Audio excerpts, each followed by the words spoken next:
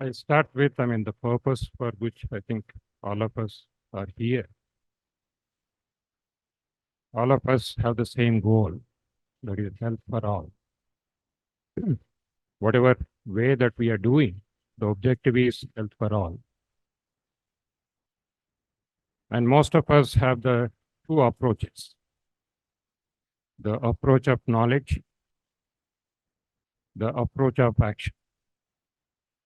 In our own Sanskrit context, the marga of jnana and the marga of karma, the action and the knowledge, and their connection, knowledge to action and action to knowledge. And this was the basis of the founding of the Global Learning Collaborative, with the same objective that we jointly learn the knowledge, explore the knowledge, and bring out certain insights that might translate into action. It may be a policy, it may be a strategy, or it may be an operational plan. And since health systems involves different actors, we have researchers, we have practitioners, policymakers, the civil society, the philanthropists, in the private sector. The whole idea is, how do we bring these people together and engage in a dialogue so that we come up with something for that objective of how to improve the health of the people. So that was the objective of the Global Learning Collaborative. And part of it, I think, in annual conference in March, we explored a new schematic for the health systems. Of us use the 6 building blocks for the health. It's a kind of a mechanistic model in terms of structure, but slight improvisation on that model with the emerging concepts in the global health. One is because in the 6 building blocks, we missed out the people. So that means you need to bring the people in the center. And their role, their rights, their responsibility, their accountability for their own health, and their interaction with the health systems, which actually evolved to meet the needs of these people. So that's one of the theme which we are trying to explore today, actually, as a part of the people's theme. Exactly what do we say by the people and health? In terms of their literacy, in terms of their ability to care for themselves, in terms of their participation in the governance, in terms of their engagement with the various aspects of the health system. So that is what we are trying to explore. Conceptually, we know that people have to be involved. Conceptually, we know that community has to be engaged. But how do we engage it? What are the institutional mechanisms for that? How do we replicate? How do we scale up these institutional mechanisms across the world so that there is active people participation for their own health? So that is the theme. I think this workshop is trying to address on that. And having done that, then we set 4 core functions in terms of how do we respond to the healthcare needs of the people through the provider system, the supply of the resources and the health goods of the health technologies, and the financing to provide both the goods and the services, and governing this complex system, which is an open, dynamic, changing system, which is interdependent with other social systems. And then we also had done 3 more interlinking but vital functions which are often neglected in the discourse of health systems. That is the power of information that connects all these fragments of health systems and other non-health systems. The power of communication between the different actors at different levels, from individual to the global. Because most of the discourse which comes from the global does not come from the individual. So the individual, the family, the community, the local government, the subnational government, the national government, the regional, and the global. So the context will be different. The issues will be different. The solutions will be different. So it has to be looked at these 7 levels, the 4 core functions, and 3 interlinking functions, that is information, communications, and most importantly, the relationships. The relationships between the nations, relationship between the states within a nation, relationship between different actors, the public sector and the private sector, and the relationship between the people and the private sector. So these were the concepts that try to be put in schema. I think we are sharing the diary. The diary contains the schema. You can look into that. In addition to that, we also provided kind of background of the globe behind this schema to bring out the concept of One Health. That means the human health does not exist in isolation. It is the health of animals, it is the health of the plants, it is the health of the planet. So this expanded definition of health systems with people in the center, operating at several levels, with interlinking functions, activity with other social systems. So that is one of the schematic area of the global learning collaborate. And this we will describe in the analogy of going to join a sea, the sea of knowledge. And each river is a theme. And a small rivulet is the sub-theme of each river. And our job as the pleasure, the joy of learning is between different people expressing their different views and the different perceptions and perspectives, so that we learn, and the joy of learning as a culture can build the culture of learning across systems on an ongoing basis, so that we continuously learn from the mistakes. We continuously learn from what we did well, just like as the clinicians, we do the mortality morbidity mating, just to understand what went right, what did not went right, then continuously improve in the way that we perform. So this is the objective of that. And we also introduced 2 emerging concepts of governance, because we equate governance with the government. But the emerging concept of the governance is, it is all stakeholders. The triangle of governance came out of the health systems model. We have 2 triangles of governance that were actually depicted in the schema. One triangle of governance is the whole of society and the system. That means the people, the private sector, and the public sector.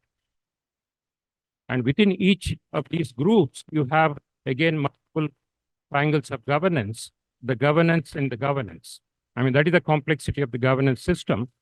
So these 3 actors, they have responsibilities, they have rights, and accountability. It's not just the government alone. I think that is the mistake that everybody speaks in the global health, that equating government with governance. And the connection between these 3 triangles, through communication, through information, engagement. When we say engagement, we thought government has to engage the community. No, it is community to private sector, community to government, government to the private. It is a 3-way communication. It is a 3-way engagement. So when there is an engagement, when there is a relationship between these 3 actors, and when there is the information sharing between these 3 actors, the system becomes harmonious. The performance becomes most effective. So this is the concept of understanding of the governance in terms of the public sector. This is not a version of GLC, because these concepts have been emerged from different academic for at least the last decade. So it's nothing a new concept there. Another triangle of governance in the healthcare provider system is the payers, the providers, and the patients. Power equation between these 3. This is the model that came out of the Harvard School of Public Health. So these are the 2 triangles of governance have been depicted, because while these conceptual terms of the global, it has a context setting shop today. So when you say community engagement, we are trying to explore in the on community engagement with the community. What exactly the people engage? If we have, I think, and he's on the online. self-help group. So self-help group becomes a part of community involvement in their own health. I mean, how they take health, they educate their own members, they take care of primary health, they take care of preventive needs.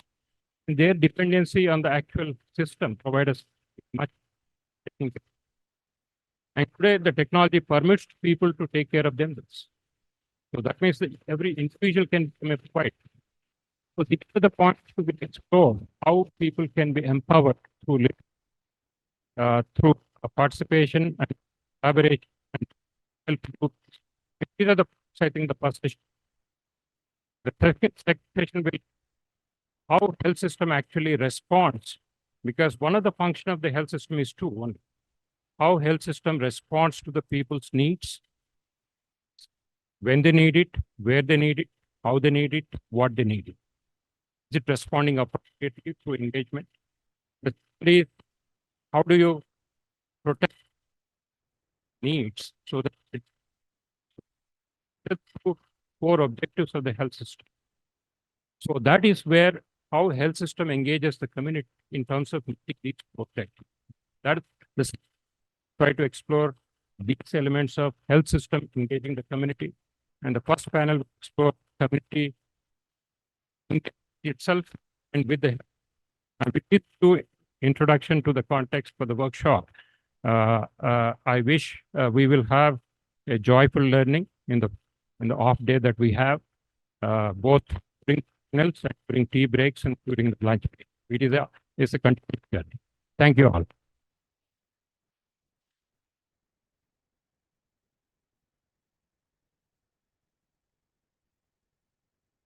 Well, I don't think I can follow what he said. Obviously, I am not by the way, to as many of you know through my what introduction, I spent basically about 40 years in business in technology, not in healthcare. So my introduction to healthcare only has been in the last 10 years. So my lens to what today's conversation is meant to at least stand the role centric approach makes sense within the context of wellness of their doing. But before I do, I want to thank our sponsors, University of Arizona, NV4 Health System, Global Learning Initiative, Collaborative, sorry, and of course the Staff College for hosting this event. When I joined the healthcare arena about 10 years ago, one of the common things that everyone talked about is be patient-centric rather than a provider-centric.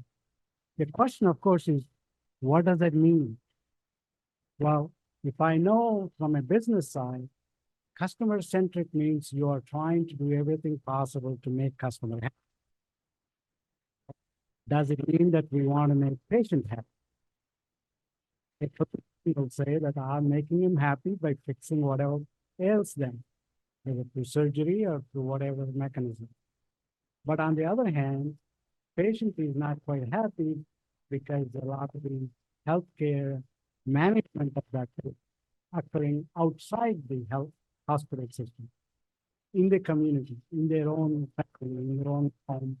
So the question is, how do you actually create a centric model? And what is the role of multiple players in supporting that? How it happening, as I saw in the US, of course, that's my experience in the last 10 years. They're trying to extend the care to patients through technology so that they can track patients and they can make patients at least manage their case. They're using technology and not really getting information back from the patient in terms of how are they doing? Are they following all the things we said? Because it's very difficult for hospitals or health systems, broadly speaking, to gather information on the behavioral changes or the healthcare changes that occur. So actually making an impact. That's actually how do we patients live in a community. It's a family, there's friends, there's a community, there's churches, community, and they influence individual behavior. So the question is, you really teach that community organization. Again, as someone mentioned, many components. So the question is, what can we do to really be patient centered and really engage?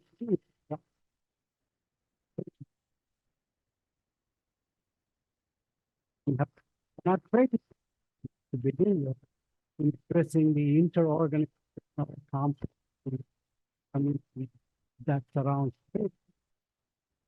And businesses often actually looked at this and said, we need some kind of an interorganizational model, because they know that when you want to create value to a customer, and customer is somewhere far removed from the, how do you leverage multiple people in the customer ecosystem to create value to the consumer?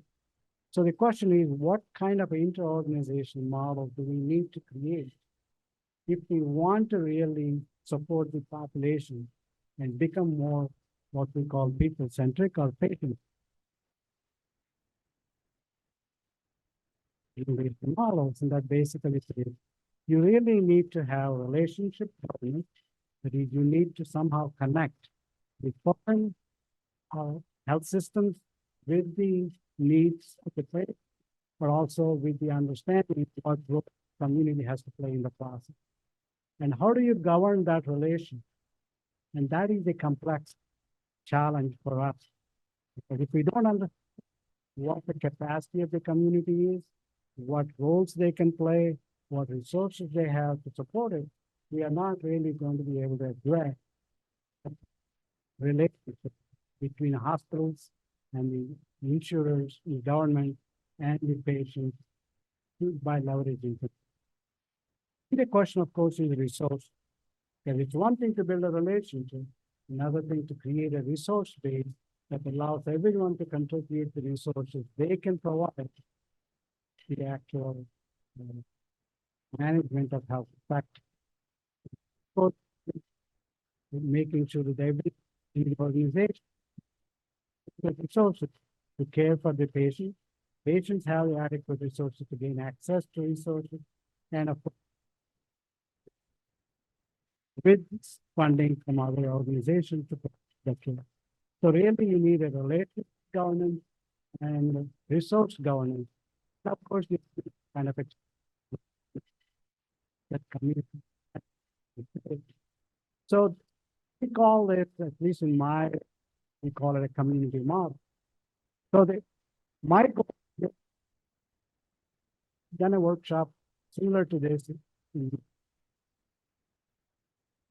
where we actually looked at different organizations and what they're doing. And each one is trying to build their own community model to address the needs of their population.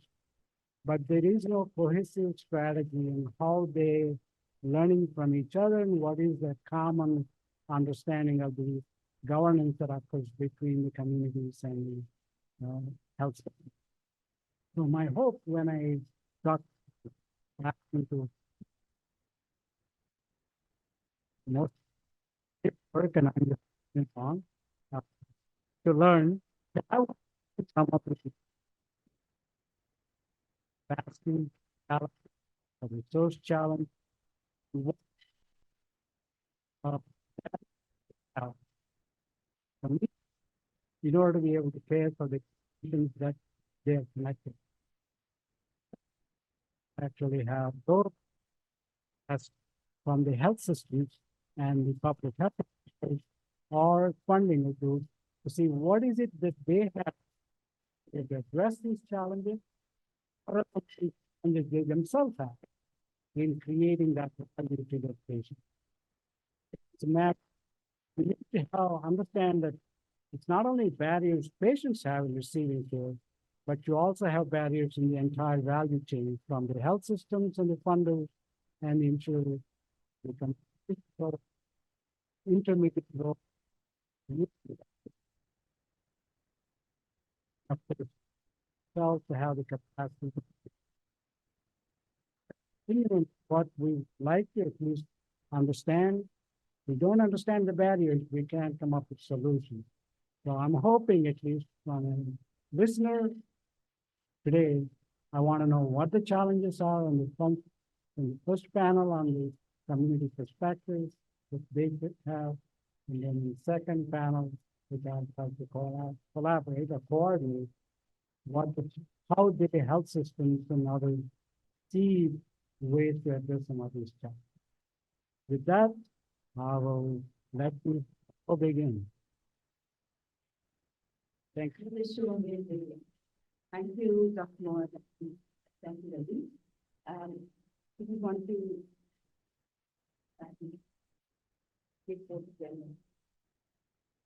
no, it's always exhilarating to stand. And I was going to thank our sponsors, but everyone has already done that. But there is no way that we can do all this without support. And support both all the people who are here.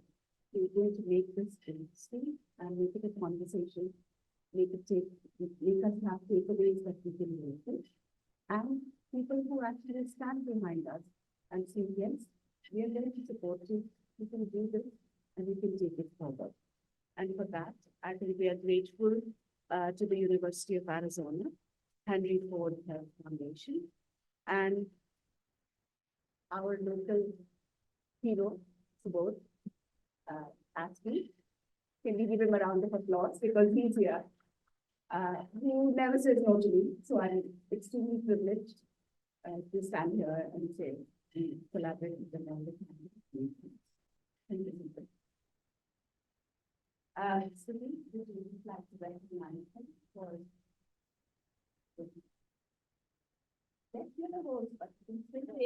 you can still take a piece of handloom, which is something that I am very passionate about. And there is no ever an occasion that I would pass up to support them.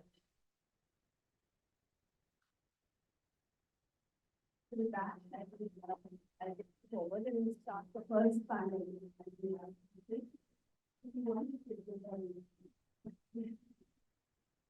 So I would like to invite Dr. Angela Chaudhary first. Dr. Angela Chaudhary has over 21 years of experience in public health in India and internationally.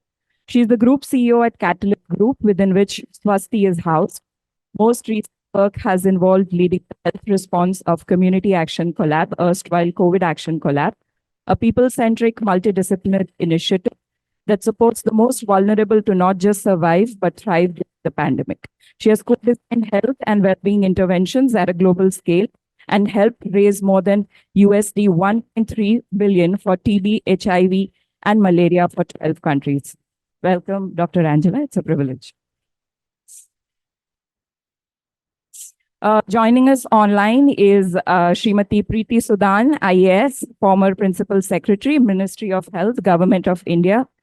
Srimati Sudan is a retired Indian bureaucrat who served as the Health Secretary of India from October 2017 to July 2020. She was a key strategist during the COVID-19 pandemic. Ms. Sudan is an IAS officer of the 1983 batch from the Andhra Pradesh cadre.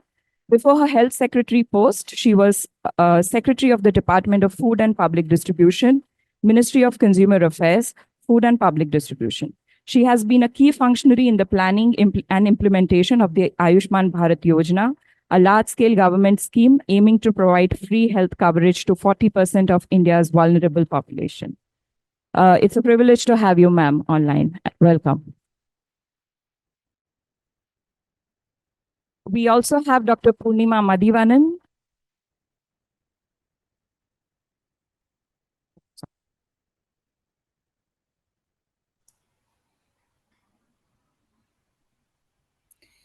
Can you hear me? Can you hear me? Yes, we can. Okay, thank you. Dr. Purnima, a tenured associate professor in health promotion sciences at the Mill and Elliott Zuckerman College of Public Health, University of Arizona, is a physician trained in India with an MPH and PhD in epidemiology, from University of California, Berkeley. Completing her postdoctoral training in clinical trials in 2010, she serves as the director of the Global Health Training Program and is the PI for the Global Health Equity Scholar consortium in collaboration with Stanford, Yale, and UC Berkeley. Additionally, she directs the Fogarty Fulbright Fellowship Program for the University of Arizona and is the founder of the Public Health Research at MICE. Welcome, Dr. Madhivanan. Also, a big privilege for us to have Ms. Reema Bain joining us online. Ms. Reema Nanavati is the director of Self-Employed Women's Association of India and has been working with SEVA for over the past 36 years, expanding its membership to over 2.5 million members, making it the single largest union of informal sector women workers. She facilitated rebuilding the lives and livelihood of nearly 60,000 earthquake-affected rural women and 40,000 riot-affected members. She's leading the rehabilitation programs in Afghanistan, training over 5,000 Afghani women on different livelihood skills and facilitating them in setting up their own local associations. Similarly, she has also led the rehabilitation program for war-affected widows in Sri Lanka, providing over 6,000 women with vocational training in rural livelihood security. Welcome, Reema Ben.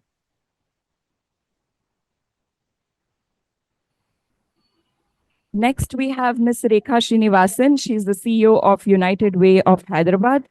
Ms. Srinivasan has over 25 years and India experience in community development work, with her primary interest in capacity building for non-profit organizations towards creating sustainable, reliable, result-oriented, value-driven, robust organizations. She is passionate about women's rights issues and improving the livelihoods of the poor. Through her experience, she has garnered skills in NGO management, fundraising, grant management, program design, program execution, program evaluation, and systems monitoring. Welcome, Ms. Srinivasan.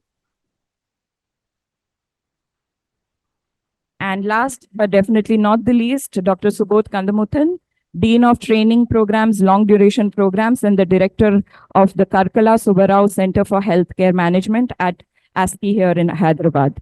Dr. Subodh is a PhD in health economics with 18 years of experience in the fields of health economics, health financing, and health policy. He coordinates the reputed ASCI postgraduate diploma in hospital management. He works closely with the national and state governments in India in numerous policy level projects in health policy and financing, monitoring, and evaluation.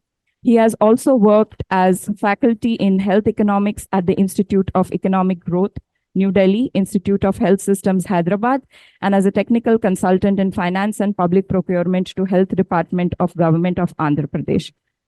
It's a privilege to have you, Dr. Subodh.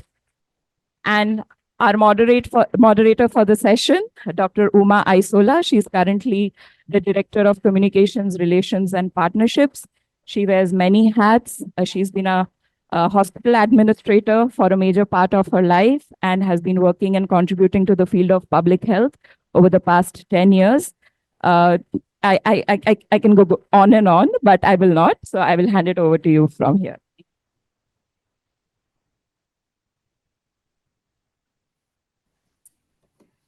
I'd like to know if the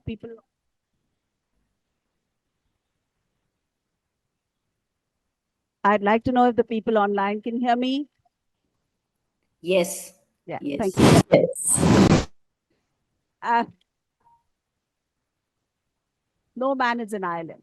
And if I remember Simon Garfunkel's song, he always says, you need people. You cannot be an island in yourself. And what is about communities that actually make sure that we are not an island? So we are here today, again, just to reiterate what people have already said, Dr. Reddy and Professor Board, that we need people around us. And loneliness is only second to cardiovascular disease today in the number of people it kills and kills early.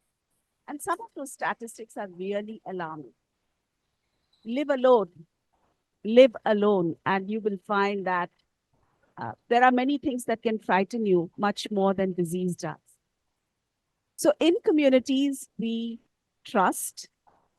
And if you look at communities, you'll find that people are the center of each community. It could be disability that bring together disease modifying things that bring them together. It could be just work that brings them together. It could be just fun that brings them together. It could be children who play in a park that want to see each other every day. But we are part of a large community. And this community is not something that we'd want to give up. Try uprooting a child from a school and putting him in another school. And his protest will be, my friends are there. He's not worried about the teacher. He's worried about leaving his friends behind or her friends behind. So we are here to discuss a very important part of the community, and that's health. And how do we engage in the health of the community? It is emotional, it is physical, it's psychological, and there are so many ways in which healthcare is delivered today. We had a red dot initiative during COVID for people with abuse. And we were like, why would they be abused in their own home? But did we realize that we had a lot of people who couldn't talk about it, but who would show it to us online? And there were these red dots that came up, and we'd say, okay, you need to send somebody there. And that's how important it is to be able to engage with the community. Having said that, who do they trust most in the community? The people who volunteer for health. And trust is the basis for healthcare. So we are here to discuss the various aspects of who we are, that part of the trusted community, the healthcare workforce. And I'm going to start with Rima Ben, and somebody who has volumes of work that has been demonstrated already to engage with the trust and an impact. And Rima Ben, to you. Health, financial, and digital literacy. How do you engage with them? And Seva is something that I have known as a child growing up, and the span of work that you have taken on. What is the role of family that influences the factor in community engagement? Thank you, ma'am. Thank you so much. Namaste. It's real honor and privilege to be speaking today amid such an august panel, as well as distinguished coordinators and organizers of this workshop. Let me begin by saying that I'm not a health expert at all. I'm an organizer who organizes the women workers in the informal economy in our country. And today, whatever I will be sharing with you is on behalf of our more than 2.8 million members that we have across 18 states in India. Founded in way back in 1972 by our founder Ela Bhatt. Our goals are full employment and self-reliance of our members. And by full employment, we mean work and income security for our members, food security for our members, and access to basic support services, which is healthcare, childcare, nutrition, and shelter. We at Seva come together as poor, as women, and as workers, no matter what caste, community, or religion they belong to. We come together to build our collective strength in our fight against poverty. I think for a majority of the poor women workers in the informal economy, they face a healthcare quagmire in the form of communicable diseases and non-communicable diseases. A multitude of factors like inadequate access to clean drinking water, sanitation, food and hygiene, lack of ventilated households, living in the areas where people live in close proximity, poor diet and nutrition, and on top of it, low health literacy. These continue to make them susceptible to a lot of infectious diseases. And on the other hand, as we see, because of the repeated climate shocks as well as market shocks, the incidences of NCDs like cardiovascular diseases, cancers, chronic respiratory diseases, and diabetes, to our utter surprise, is also increasing amongst the women workers as well, making them one of the leading causes of death in our members and their households. As our member Suman then says that my health is my biggest asset. And therefore, I think health is the primary asset for these poor women and the most critical determinant of her ability to earn a livelihood and sustain their families. Therefore, lively security to livelihoods and health security go hand in hand. And therefore, we work on a very holistic or an integrated approach where we organize to build our collective strength, work on building capacity of our members, both leadership capabilities and managerial. We also work on asset creation of our members, but also work on providing the basic support services, which is healthcare, childcare, nutrition, and shelter. And when all these things come together, it becomes an empowering process. And therefore, I think the message that I bring today is that we need a holistic approach to address and have a better healthcare system which will be effective, and it will given the multiple challenges faced by the informal sector women workers. And therefore, I think what our founder always said was 100 miles principle, which is to weave security within marginal communities. One should have access to basic six services, which is food, clothing, and shelter, and access to healthcare, primary healthcare, education, and financial services. Um, to talk about digital literacy, and I think COVID really fast tracked everybody to move on using digital platforms and digital tools and technology. But I think what we have seen is that together with digital, as you were saying, Umaji, you need the community, the face of the people as well, into making you feel more healthier and secure. So we focus on preventive and curative healthcare services, which includes access to affordable healthcare, regular screenings, vaccinations, and health education. We also work on integrated wellness. So, how do you weave NCD into your other educational programs, including the climate related illnesses? And we also see now the issues of mental health and malnutrition increasing amongst the members. And therefore, we work on building a cadre of community health workers, as you were saying, and which is also our experience of last almost 5 decades, that I trust from my community. When somebody is coming from outside and talking to me about healthcare or giving me health education, I feel that yeah, it's her job and therefore she's coming and doing this. But when you have from your own community a young health worker whom you could approach even in the middle of the night, you feel that she's next to God. And therefore, we believe in building a cadre of community health workers.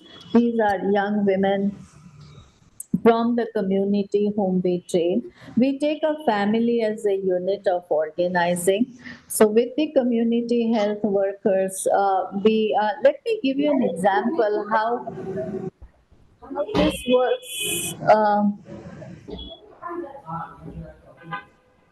There is some disturbance, but I'll just go on in the paucity of time. Let me give you an example how this works so effectively.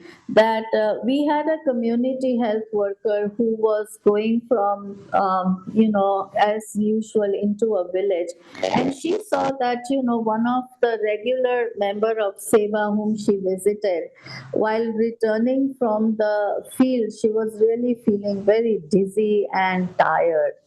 And she asked her that, why is it that you look so pale and tired? And she said that I've been having frequent headaches and she often feel dizzy. And she was thinking that it may be due to working for longer hours in the fields.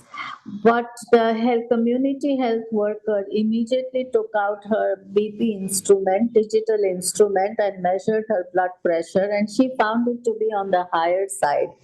So she immediately convinced her to go to the primary health center. And next day she accompanied her to the primary health center. And it turned out that, she had high blood pressure. And so the community health worker not only tracked that whether she's now regularly taking her medication, but she also started giving her and discussing with her on the dietary modifications and the lifestyle changes that are needed. So today, Tara Ben, whom Firdosh Ben, the community health worker, really handholded. Tara Ben has now become a health ambassador in the community, and she figures out that who are the other women in the community who have small these kind of interventions. And therefore, I would like to say that what is really needed is a data-driven technology interface. How do you have these community health workers who have mobile applications that enable these grassroots leaders to capture the detailed medical history with any kind of, non-communicable disease and the past medical and family history. And this will help us, empower the not just the health worker but also the community in, dealing with their many issues. Thank you so much. Rima Ben, your experience speaks volumes, and holistic approach to healthcare came through very, very strongly. So I'm going to ask Preeti ma'am, because she may have to go for a meeting in between. It's once in 100 years that we've had this opportunity of designing and implementing something during a pandemic. And you were front and center to it all along and taking steps to facilitate what the government was bringing together. I would like you to allude to two of your approaches that we saw very strongly during the governance, both the top-down and the bottoms-up approach, in involving the community in both of these approaches. And I know you will have a lot of lovely stories that you can share with us. Over to you, Preeti ma'am. It was very inspirational to hear Rima Ben, and hats off to you. I'm a fan of yours. And sorry, but I can't help saying that it's wonderful to see 4 women on the dais and Dr. Subodh with them. I'm sure that this panel is really, really blessed. Okay, so let's begin. I have a lot of stories to tell, but I'll try to tell only which I think are very important, and I'll take it from what Rima Ben was saying. She said a very, very important thing that, we're talking about community engagement and theory. In theory, we can say we need it in planning, we need it in implementation, we need it in monitoring, we need it in feedback. But how does it work? Well, it will work if you have somebody from the community itself. Now, I'd like to reiterate that you asked me how did this top down and bottom up approach worked in COVID. It worked because we had 2.4 million Asha Didis and Anganwadi workers. So you see, we had this women field workers of health, of nutrition, of women and child welfare, looking after Anganwadis, looking after, the health interventions already on the field. And since you asked about technology, I want to take it further to what again Rima Ben said. Every Asha has a tablet, has a phone, and there are loaded apps on it. Actually, the ministry and the health departments of the state government, and you can check all across the country, we do training through these apps.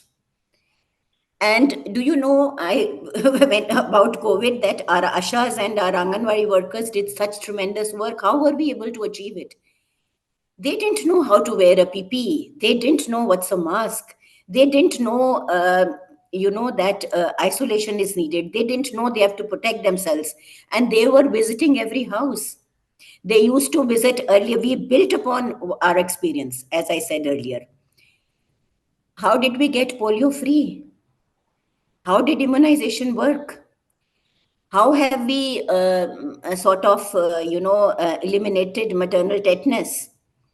How have we achieved a better maternal mortality and all that? It was only through these field workers and through the training that we have done, to real-time data, which is available to the states, which is available to the ministry, which is available. I was 3 years health secretary, and which was available to me. I could see that data. So therefore, you see, again, the first most important principle, if you want to work with communities, you have to have health activists or health workers from that community, because trust is most important. Whom does the community trust? They trust their own people. Communication is very important. Does the worker speak in their language? Does she have access to their homes? Does he or she, because again, I'm saying he again, because we need to work on male ashas or male health workers again, because now the burden of disease is shifting from communicable to non-communicable. Then if you remember, there was a time when AIDS struck, right? And people used to say, oh, India will become an AIDS epidemic. How did we succeed? We succeeded through communities. We couldn't have succeeded otherwise. So if you see NACO, it's an example of how community engagement was institutionalized. We have patient groups, we have activists, we have civil society, participation at all levels. And incidentally, this program is totally centrally funded, right? So we have these state aid societies, and there are patient groups that support. Then, you have various categories. It's a very complex example which I'm giving you. You have men having sex with men, you have sex workers, you have still stigma there, but we have succeeded. How have we succeeded? We have succeeded because they are part of planning, they are part of implementation, they are part of monitoring. Next, I would like to give an example that when we were, and I'm very fortunate that God gave me this opportunity, when we were designing Ayushman Bharat, you see, it has two components, you must remember. One is the, PMJ, which is the assurance or insurance scheme, and the other is, the health and wellness centers, which is very, very critical, because primary health care is which people have to have quality access of. So when we were designing that, we thought that if I'm not sure if many of you know that how these Minarga is, for example, audited, but for health and wellness centers, the audit in the guidelines, and it's a new initiative. We now have, of course, 170,000 health and wellness centers, is to be done by self-help groups. So therefore, it is people's accountability which will actually decide how the health and wellness center is working. And the Ministry of RD, we worked with them. They have guidelines on how these self-help groups will actually audit health and wellness centers. So then there's another example. I wonder if you have seen, I'd urge you to see that. There is a Mera Aspatal app. So when people visit public hospitals, and the feedback is needed all the time to improve. It's a work in progress, I think, for many years to come. So they can actually give their feedback. So please visit that website and have a look at it. Then I'd also on chat, I will share with you. There is I would say a practitioner's manual which we have brought out on community engagement. Let me just share it with you right away on chat. Or you can even Google it, not a big issue. On, self-help groups in community action on health. So that's what, again, I would like to say that we are trying to institutionalize community engagement in health through these initiatives. Now, I would also urge you that during COVID, if you remember that, I think it was 22nd of March 2020, when the call was given for voluntary hartal or voluntary curfew, which we called Janta curfew. And then we said at 5 o'clock, we will do clapping, we will, Yes, ma'am. hum thali bajayenge and all that. Believe me, I had many phone calls from abroad and from the country also saying, what is this tamasha you are doing? But two things I want to highlight. We began our COVID fight with gratitude. Why were we ताली किसके लिए बजा रहे थे? हम क्यों बर्तन बजा रहे थे? We began with gratitude towards our health workers, towards our health professionals. We were in our houses, they were on the streets, the frontline workers, number one. Number two, we were actually having, by doing this, the whole country knew that there is this mahamari, or there is this, unknown disease that we have to guard against. So this is actually community engagement. Community engagement has to be cultural specific. It has to be through communities. It has to be empowering communities, as I said, through audit, as in health and wellness centers. And then next thing I'd also like to say that health is, the social determinants of health actually determine well-being. So today, India, I'm so glad about it. We are not talking only about health, we are talking about well-being. So multi-sectoral action is again very important. That is why you see Fit India, Eat Right, the Ujjwala scheme, they have actually made a lot of difference. And the millets, we have taught the world that how nutritionally millets, or not going towards fast food. So that's important. So therefore, taking lessons from the community and engaging with the community through the communities, institutionalizing and empowering them, I think is the way out. I pause here. Dr. Uma, tell me how much time I have, because I have lots to say, but I can stop here. Ma'am, one or two more points. Okay. Then I want to share with you my Beti Bachao, Beti Padhao experience. Yeah, I know, I was waiting for that. That also is a tri-ministry scheme of HRD, of WCD, and of health ministry, because it's a health issue also. And when we started that, the first thing that we did was to have a Gram Sabha on Beti Bachao, Beti Padhao theme. What is it? What are we talking about? Is it just female infanticide? Are we talking also, and why does it take place? Are we not to talk about valuing girls? Are we not to talk about women empowerment on a lifetime cycle? Are we not to talk about women education? So, in fact, I attended a lot of these Gram Sabhas, and believe me, for me, it was a great learning experience. I'm still learning. Then we also made a very important decision. We didn't have a Bollywood star or anybody as an icon for Beti Bachao, Beti Padhao. We had, Beti Bachao, Beti Padhao champions from the community themselves. So a father, a sarpanch. I'm sure you may have heard about Piplantri.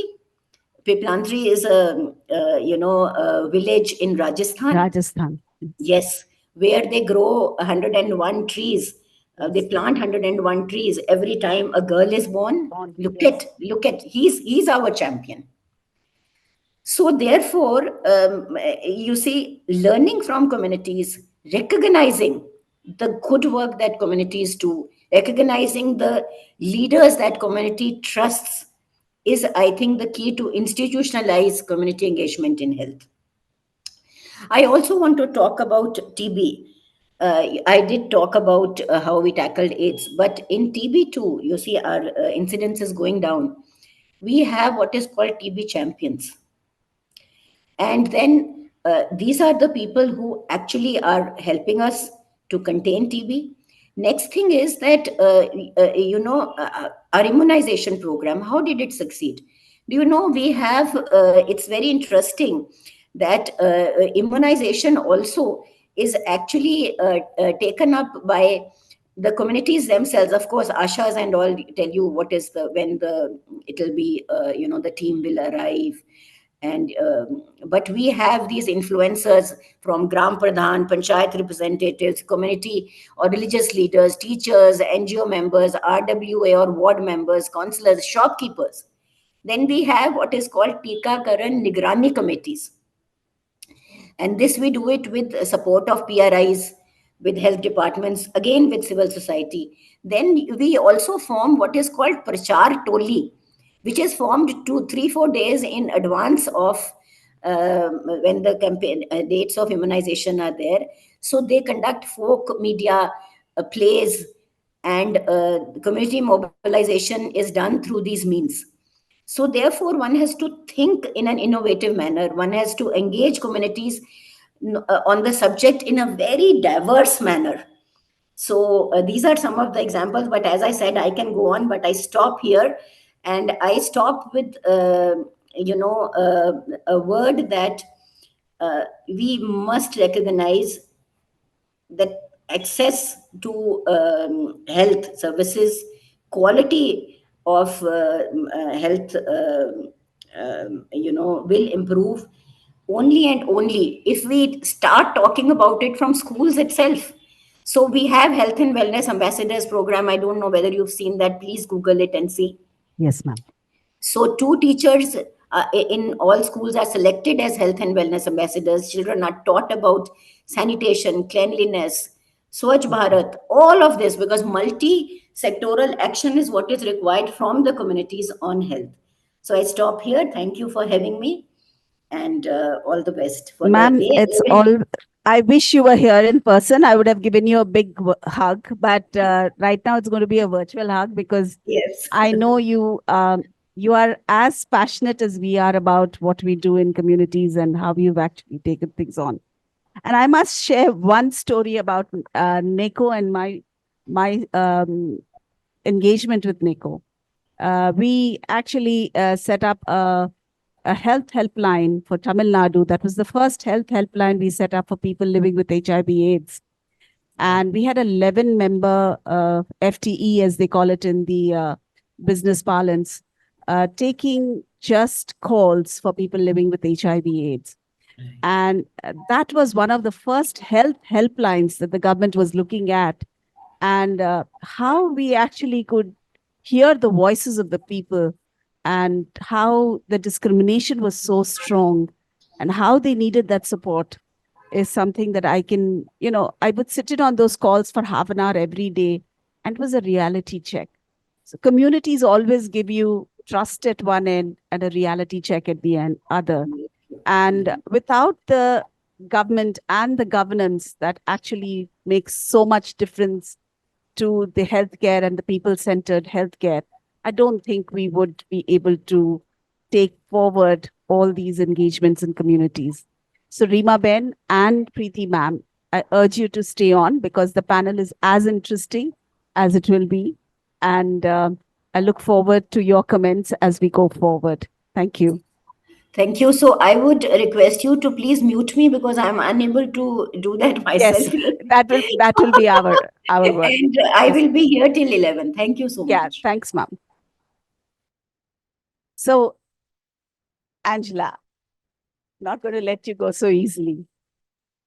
Angela has been a civil society organization, as we call it, but she has fostered community engagement throughout.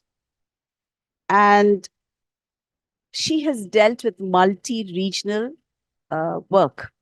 Her work spans Southeast Asia, at least that's how much I know. And she has taken on journeys of implementing effective models of partnership and communities in health, and how they have looked at communication. They have looked at making sure that they have, acceptance, walking down those paths, making sure that people engage with them and they have consumed health in different forms. Angela, your story for us. Thanks, Uma. Your words are too kind. I want to share a bit of, I want to focus within community engagement on human-centered design. We've heard so many stories right now from our illustrious panel. But I want to share these stories for you to see what happens when you don't engage with community and what is the power of transformation when you actually do. And so, Preeti ma'am brought about the HIV story, so I have to start with an HIV story. My career in public health in India started at the late 2004, early 2005, where India was going through a fairly tumultuous time when it came to AIDS. And at that time, the strategy was to test for HIV and STIs and to treat them and to talk to people to say, hey, be careful, and to distribute condoms. And if you understand what the epidemiology of HIV was in our country and most of Southeast Asia, that it was really concentrated amongst most at-risk populations. This most at-risk population, which is a very scientific term for fairly invisible and highly vulnerable population, were doing what they were doing in order to simply survive, were men who have sex with men, women who are into sex work, transgender population for lack of any other possibilities of livelihood, and some other people. So the rhetoric at that time was that, yeah, you know what, they have their basic needs and all they need to do is wear a condom or say no. But the understanding was missing that they were not doing that because it was a choice. They were doing it because of perhaps the family they were born into, where they lived, or what they worked, their environment that was dangerous. So I remember in January 11th and 12th in 2005, with our partner Swati Mahila Sangha, they had barely about 9 women in sex work. We got together, sat on a mat together, equal footing, to understand, hey, ladies, what are your needs? We really wanted to understand that before saying that, I had just returned from Boston and I'm like, oh, this is simple, distribute condoms, talk to them, they'll understand. And I came from that space.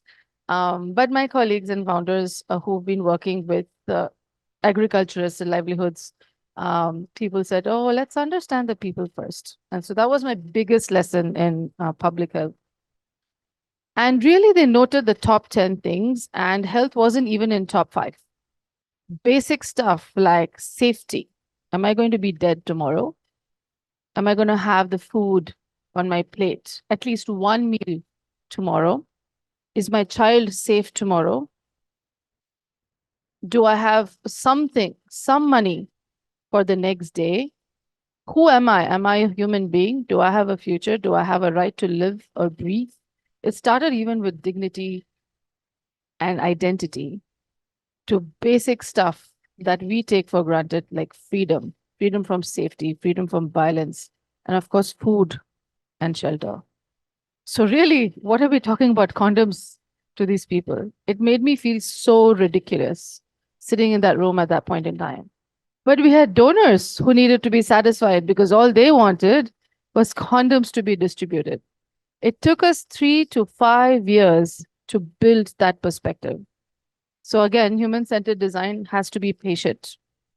Building perspectives of ourselves first, those who have the money and those who have not.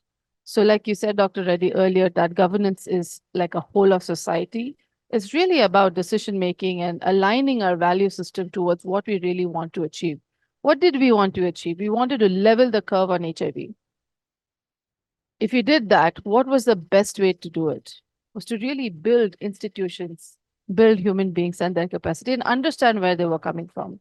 So we weren't the best performing NGO for HIV for a while because we were busy doing other things like building identity, fostering strength, life skills, getting the women to realize, hey, they're human beings and they are going to have a future. And this is what your financial system could look like. This is how you build up a saving. This is how you negotiate. This is how you value yourself.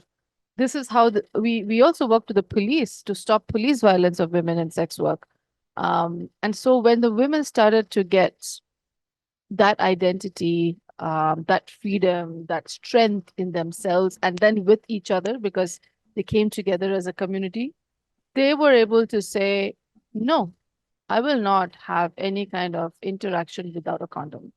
And so 5 years fast forward, there was condom stock out in the state of Karnataka because the women were actually using condoms consistently because now they knew that they had a future, they had safety, they had the basics in order, and health was now important to them.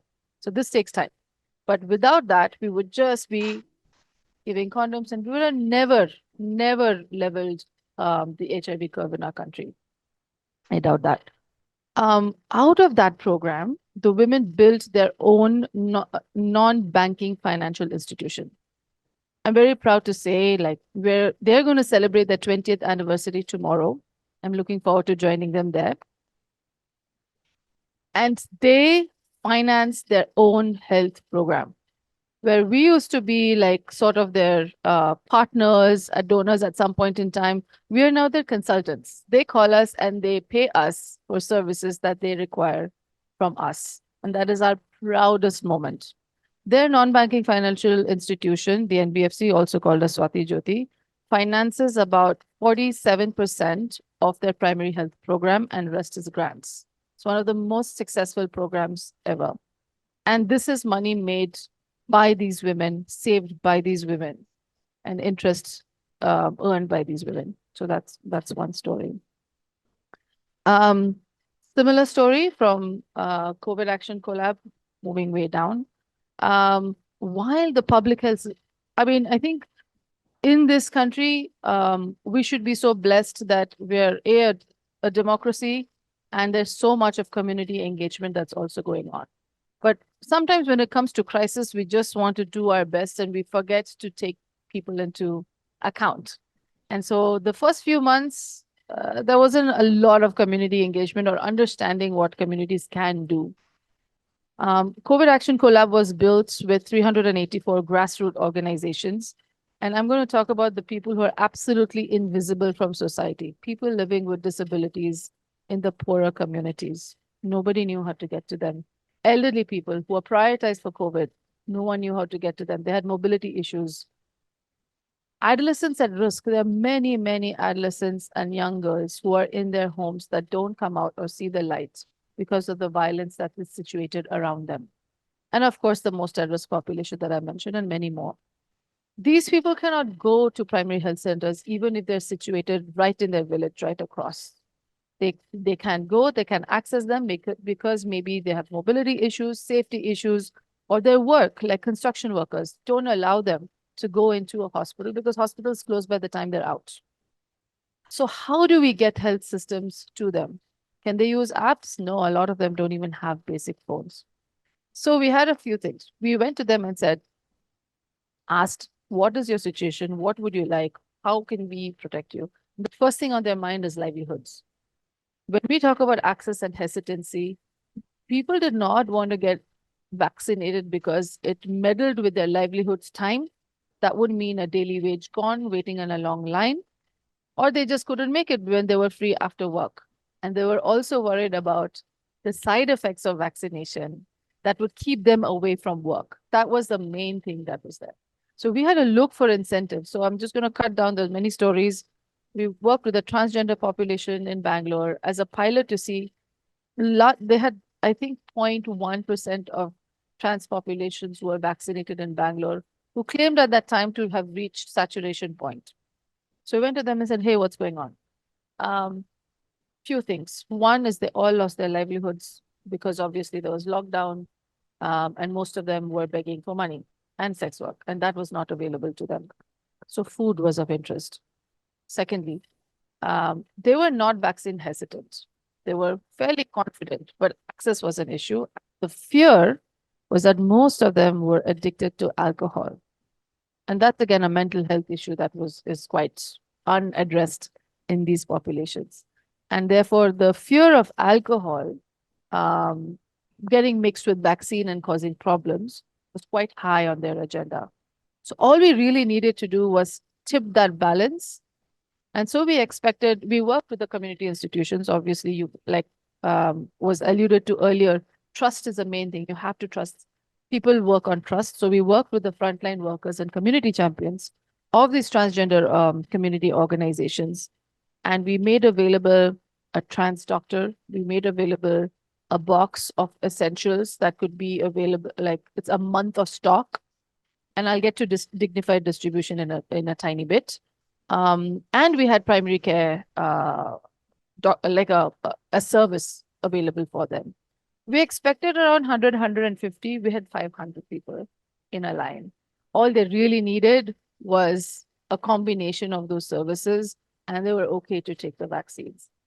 And then, of course, the word spread, and we changed the model around on how to move people from vaccine agnostic to vaccine today, right now, and for me. On dignified distribution, you often see pictures of well-meaning and well-intentioned individuals and organizations distributing food. So you have a giver and then you have a taker.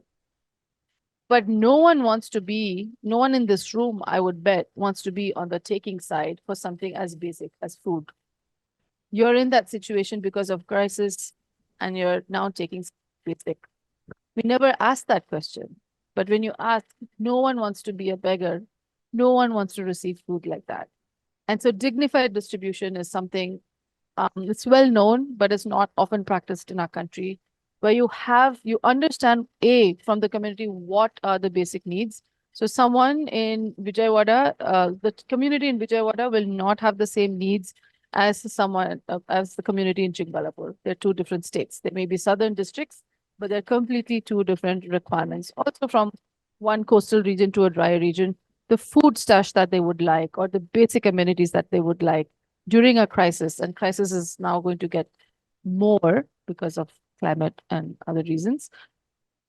We need to know what people need. And when we know what people need, we also want to know how they would like to receive it, from whom they would like to receive it, where they would like to receive it, all of this. That forms a plan. And some of the dignified distribution design is very simple. You create that basket of needs, you put it out there, you hand a container of what you're able to give per family. So it could be a box or a bag or whatever. And the person chooses whatever they need. So I might need 5 kilos of rice, but you might need rice, matchboxes, etc. So it doesn't make sense to give a fixed packet and give a packet, but it makes sense for us to pick up what we want, sort of like a food pantry that you have in the States. And that we have seen brings out volunteers amongst the community who are receiving. They self-organize themselves. They're happier, they're cohesive. There's not a rush. There's no violence. And it brings about a lot of social cohesion and well-being, I might say, that people feel good about it. They're out of stress because they're there because of high stress. So just a couple of examples. I have tons of stories, and I know this, we have quite a few speakers. But what might you do if we take the community into confidence and understand what they require vis-a-vis what would happen if you did not engage with community at a really fundamental level? Just a quick one before we go. We are on the first year of a 3-year new strategic plan of Swasti, which is a public health organization committed to bringing 100 million healthy days into the lives of the most vulnerable people. Healthy days is a metric. It's a North Star metric. It's a metric where a person identifies how well they were in the last, we have a modified one, 14 days. And by how well, it is not just about health, how I felt, my ability, my social relationships. That is what we're defining as health. And it's a really tall ask. It's very ambitious because I could fix your anemia, but you might have had a fight with your spouse and you're very upset and you would not have counted that healthy day. But for me to take care of you and as a whole, like at a well-being level, we would need to build resilience. We would need to build life skills, lot more than just clinical, not to discount clinical work, to actually change that narrative from health to well-being. And so I'm going to leave you with that because a lot of medical fraternity don't like healthy days. And you know, I'm sort of worried putting it out here in this group. I have fans in the other groups, but just to say that not no, we're akin kinds. But as important as medical markers are, it is just as important to know what people really feel through metrics like that. So thank you. Angela, you had me in tears. I am an emotional person anyway, but you know, when you sit down in the community and you equalize with them, and you turn a story around where they become so empowered today that they engage you in consultation. Those are the power of communities and the stories that we actually bring back. And think about healthy days, I could write books on that. Because if somebody asked me what I wish for in life, and for the last 25 years, I have only one wish, a pain-free day. So for somebody who understands what pain is, to look for something that's a healthy day and have 15 healthy days, that's a lot to ask for.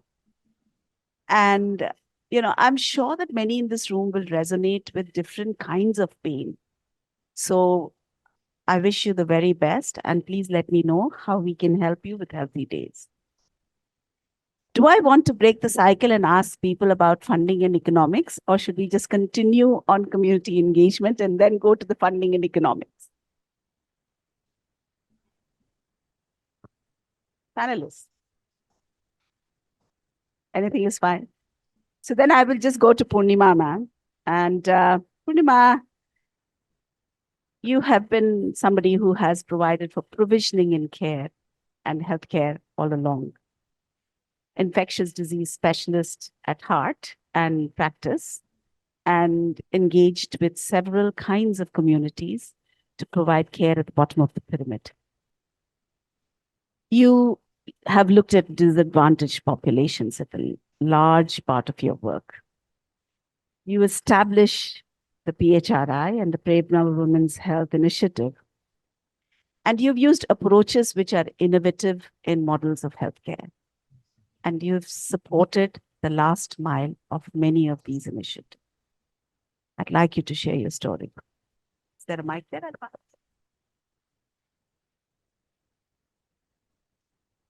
Good morning, everybody. Can you all hear me? Yeah. First of all, I want to thank the organizers. And it's an honor to be sitting among a very distinguished panel here. I feel humbled. I also want to acknowledge my ancestors, my teachers, and my mentors, without whom I will not be here today. And most of my learning has come from them. When it came to Dr. Uma asking, what did I do? Why am I here today?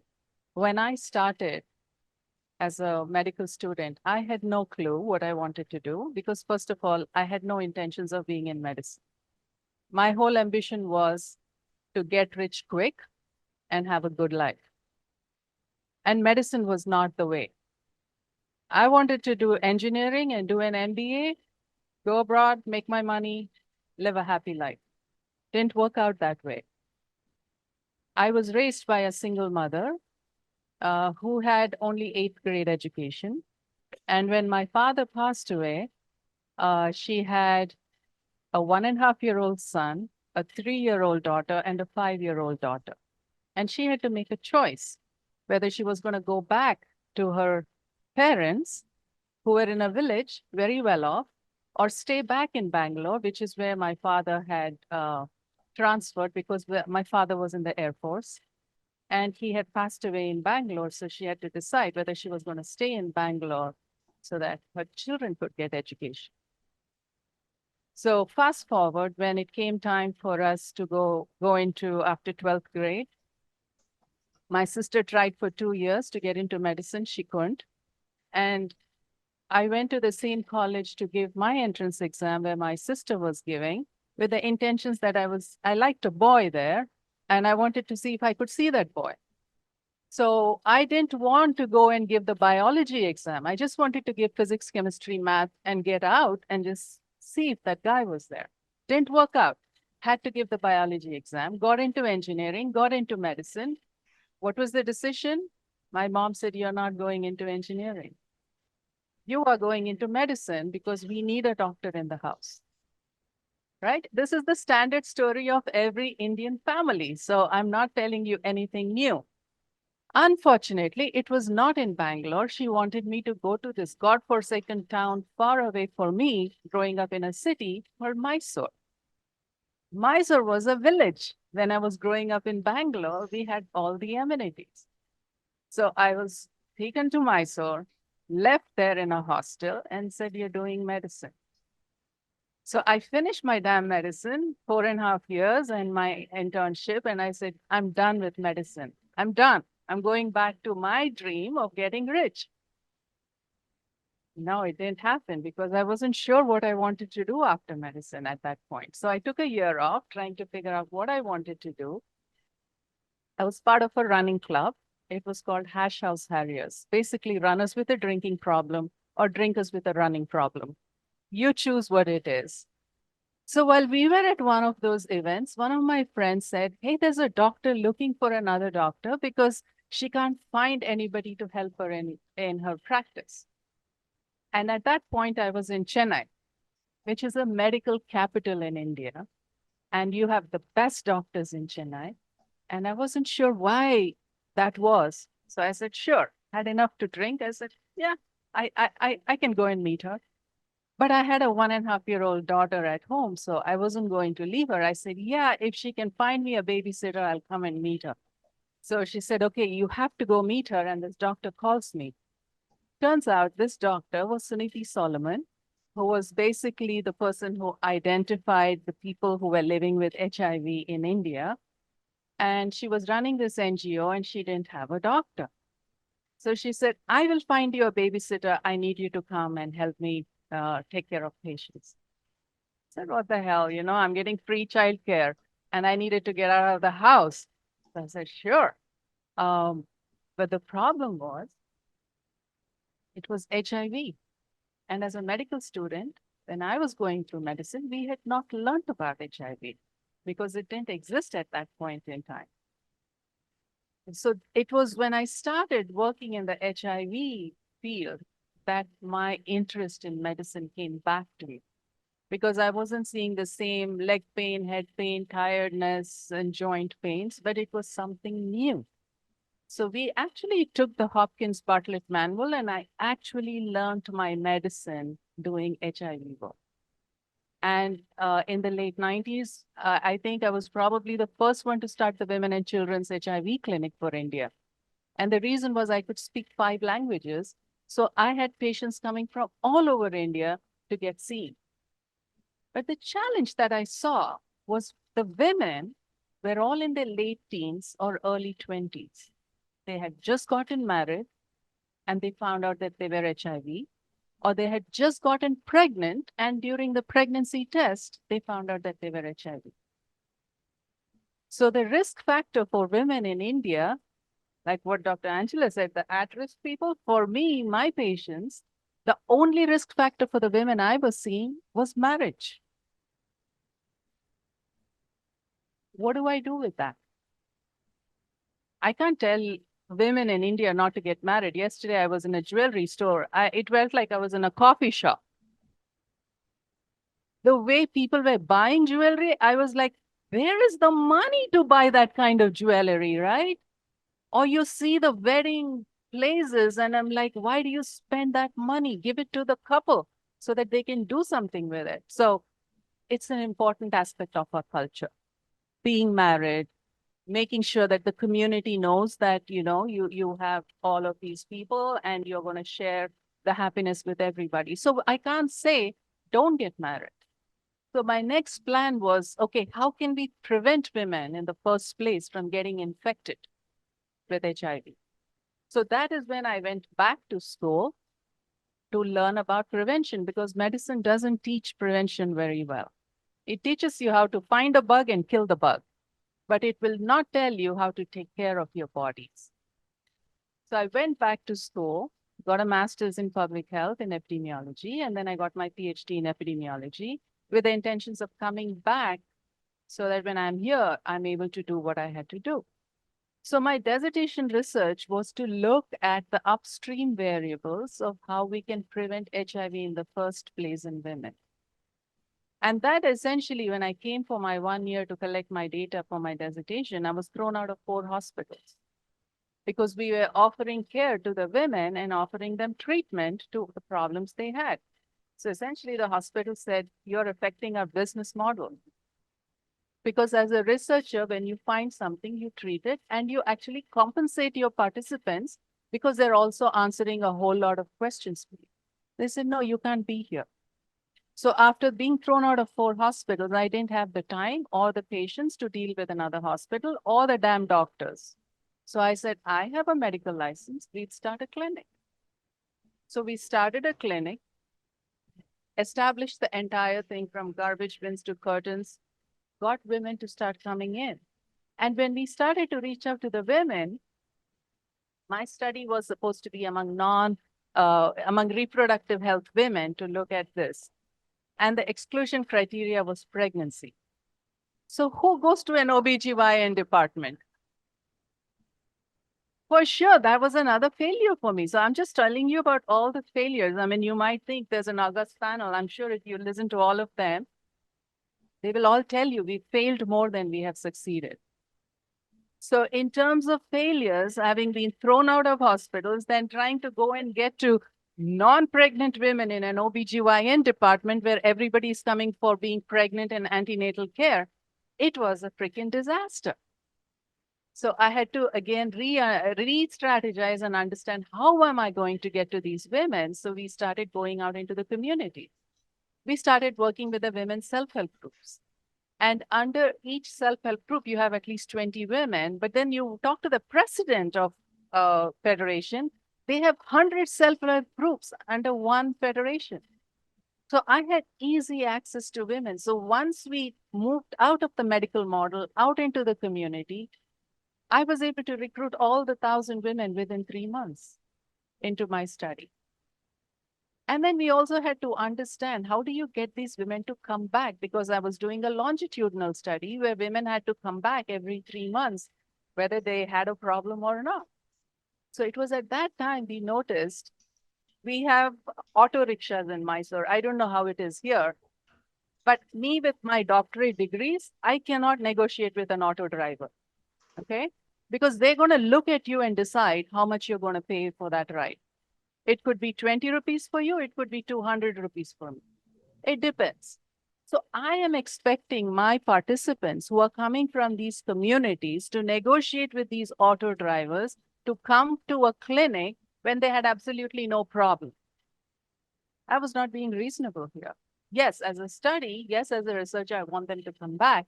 But for a woman who has childcare responsibilities, household responsibilities, taking care of her in-laws, and washing and cleaning and cooking. It was not possible. So we hired the first professional women driver, and there's actually a documentary on her, which has gotten awards all over the world. So we had a woman driver who would go into the community, pick up the women, bring them in for their visit, and then take them back. That the other thing we also noticed was when women have to come, they cannot leave the children behind. So what do you do about the children? So we decided something called group health seeking. So we said, okay, if 4 or 5 women are going to come, bring your children with you. We set up a childcare right there in the clinic. So as one woman is coming in to see me, there are 4 other women taking care of all the children. So the women don't have to worry about leaving the children behind because they have to find somebody to take care, which also means sometimes it could lead to violence because they'll say, oh, you're not taking care of your child. You're going and having a party somewhere. So bring your child along. Group health seeking, increased retention. So fast forward that study, 95% retention, not heard of, in a longitudinal study of 1,000 women. So when we were done with that study, now the question was, we have figured out all these strategies as to how to deliver healthcare. Should I just shut down and leave? I'm a researcher, right? I've gotten my research done. Should I leave? Well, Carla and I, he's my husband, 25 years. Unfortunately, he's stuck with me. We sold all our belongings and we said, we will keep that clinic going because the community had embraced it. And that was 2006. Fast forward today, we have 17 people staff. We cater to 144 villages. We do research. And I think research is important. When we're talking about data, research is important because that informs the services you can deliver in your community. So our model is research informing service and service informing the research we do. It's a circular pattern we follow. We have funding from institutions, federal organizations, foundations. We do everything from molecular epidemiology all the way to population health. I think the objective is you have to know what is your mission. For me, it was women's health, women's respectful, dignified women's health in the community. So we do mobile clinics into these communities. We don't even wait for them to come to us. We take the clinics to them, offer everything there in their community, and then we ask them, what are your questions? And those are the questions we do our research on. I think I'll stop there.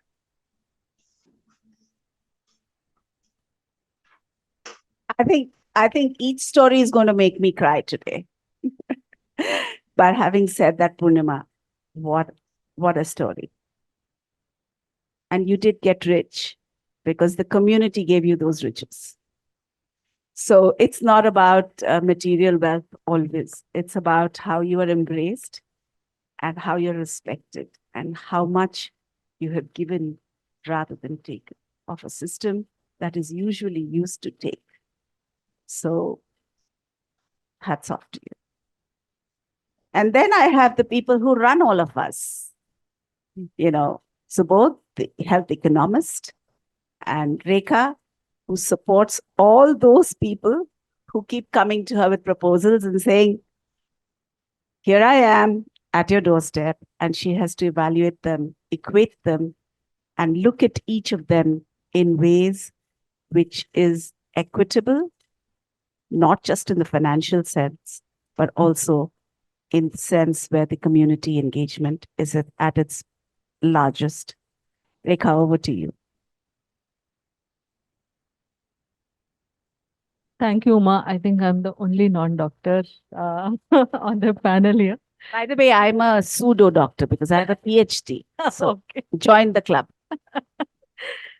I think you'll hear something slightly different from what we have heard till now. Very, very engaging work. And this is what moves us every time people come looking for support, financial support to run their programs or understand the need in the community and looking at financial stability to the interventions that they have been designing. So that's the kind of people whom I meet day in and out. And that's 40% of my time, and 60% of my time goes towards convincing donors, investors about why they should be investing funds in, where it should be going. So that's the tough journey, because I think one of the stakeholders whom, as a community who is working on public health, also need to engage is people who are going to make investments in public health care. I think we need to learn to do that, because they're people again. It's not that they don't see a value in kind of programs that need to be delivered to the community. But I think from the point of view, or their location from where they come is slightly different, and they don't have an exposure. So lack of exposure many times is what I feel is what challenges people in understanding and appreciating why there needs to be an investment made into a program which we are actually fundraising for. I think that is the role that we have taken as United Way, as an organization, to bridge this gap between understanding among donors and what we see in the community. So we have, when we look at community, and again, United Way works on 4 focus core areas, because we see, for us, poverty is very central to the work that we do. And we feel there are 4 different factors that make people poor, communities poor: education, health, access to livelihood, and 4th thing that we are seeing largely impacting people is climate change. So therefore, we feel we can't have a single point approach when we are looking at empowering a community or a family to move out of it. And interventions need to happen in all these areas if we are seeing a sustainable outcome for this. So therefore, we need to always balance out. When we go to a community, we are seeing which is the partner who is doing healthcare service, who is providing quality education, who is working on livelihoods of the family, and who is engaging on the sustainability issue. And we try and fundraise for all 4 of them, because we try to see a slightly larger design when we see a community as to where the lacking is, or what is the need of a community. I'm sure all of us know that not all communities are same. They have different need points. So therefore, the investment also needs to go slightly differently based on what the current need of the community is. So coming specifically to public healthcare and also our engagement during COVID, I think one of the things, most donors everybody were very responsive. People wanted to give money. We have seen not only corporates and large foundations doing, we have seen individuals, families coming out and wanting to share what they had in tackling a problem like COVID, and which was very moving for us, very emotional. Therefore, I think at a community level, what our IS officer, the public health officer, was speaking, we were able to tackle, because the solutions also came a lot within the communities. They figured out where they're going to have an isolation center, how they're going to take care of people who require. So quickly, I think, innately, I think as a race, we have resilience as part of our DNA, and we figure out when there is a crisis of how we are going to organize ourselves and fight back. So a lot of investments were made, but what we have seen when it comes to investment in public health is there are only two major public service providers today in the community who are providing healthcare. One is the government, second one is the civil society. And if we look at both these organizations and we're looking at the funding point of view, both are unstable. So something like investment into public healthcare, there is a need for stability, for continuation of work, because it's not one time. It is something that needs to remain in the community and be available for people 24/7. But we are today, I think, are unable to provide, both as a state and as a civil society, this kind of a stability to the community to access to public health because of the way funding is designed and the way we have structured ourselves about how we are providing a healthcare service. So today, there is no money, there is no work, whether it is for government or for the civil society. You can have a wonderful model. We have funded so many, community development initiatives in public health. We have funded government agencies, but the moment there is lack of external funding or there is limited budget going towards public health space, you see the entire system shaking. So what is it that you are doing to the community in this process? Okay, there was no system, there was no access, there was no facility available. So they were trying to manage in a different way. Then you came and created a system and you got them used to a particular kind of a facility and an access. Then because of lack of funding, you're away. Then what is it that the community needs to do in a situation like this? So this is the gap that we see today, because I think in many times we don't see both of them looking through a little bit of an entrepreneurship mindset. So as one of the initiatives at United Way, we started funding a program called as Doctors as Entrepreneurs. So you come with the knowledge of providing medical care, but you also need to figure out how you're going to make your program sustainable. So what is required to make your program sustainable is where we were trying to marry both these key important, I think, skills. This is very true for education as well. As long as, yes, I think where we see is government is doing, there are healthcare service providers in terms of A&Ms and ASHA, but I think because of lack of money and infrastructure, there is only one segment of work that we are doing. We are focusing mostly on maternal and child health and to an extent on vaccination. That is probably less than 10% of the healthcare needs of people. So what is happening to the rest, which is mostly very common and most required on three aspects. One is counseling and consultation. Second thing is in terms of pathology, whether it is diagnosis and access to any kind of a lab facility, which is telling you what your problem is. Third is even access to medicines. So many of the healthcare services today, if we are looking, unless we cover all these three things accessible to the people, it becomes very difficult. In our work, most of the investments or most of the non-profits or for-profits organization who have come asking for money have been mostly on awareness programs. We understand behavioral change is very important and there is a lot more work need to be done. And again, why most of the target is only on women. Okay, we are not saying it is not important, but there are other components of healthcare which we need to also focus on where we don't see things coming forward to. So most of the funding and grant goes either in supporting a pilot program where I want to figure out a new model that of how it works, or in creating awareness. But there are critical components, other three components that we need to look at.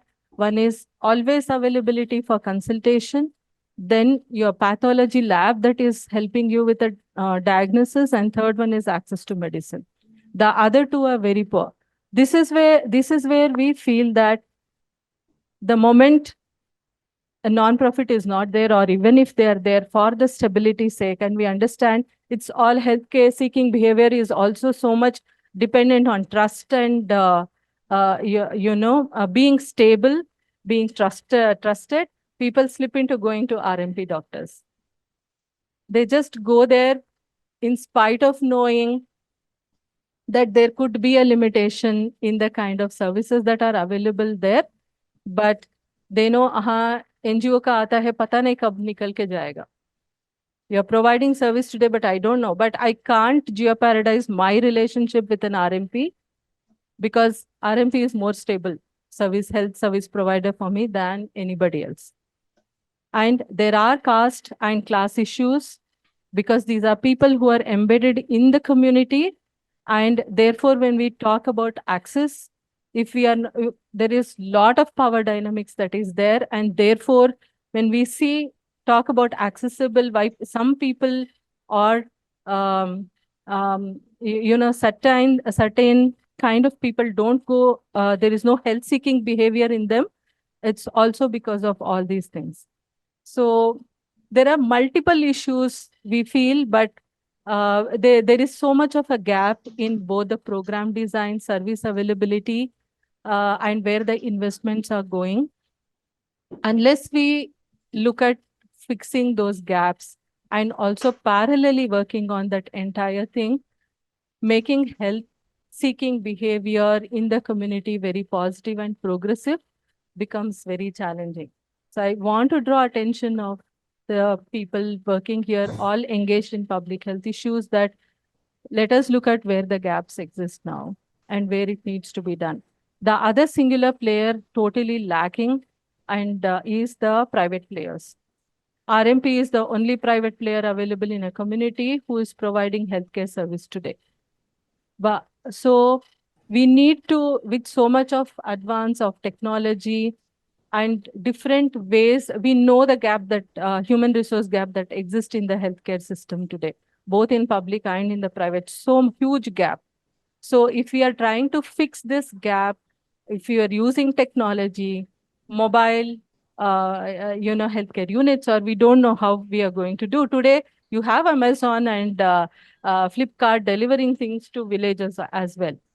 In one of the communities where we are working, we also heard one of our colleagues say that buying things online, accessing service online is a status issue for many people.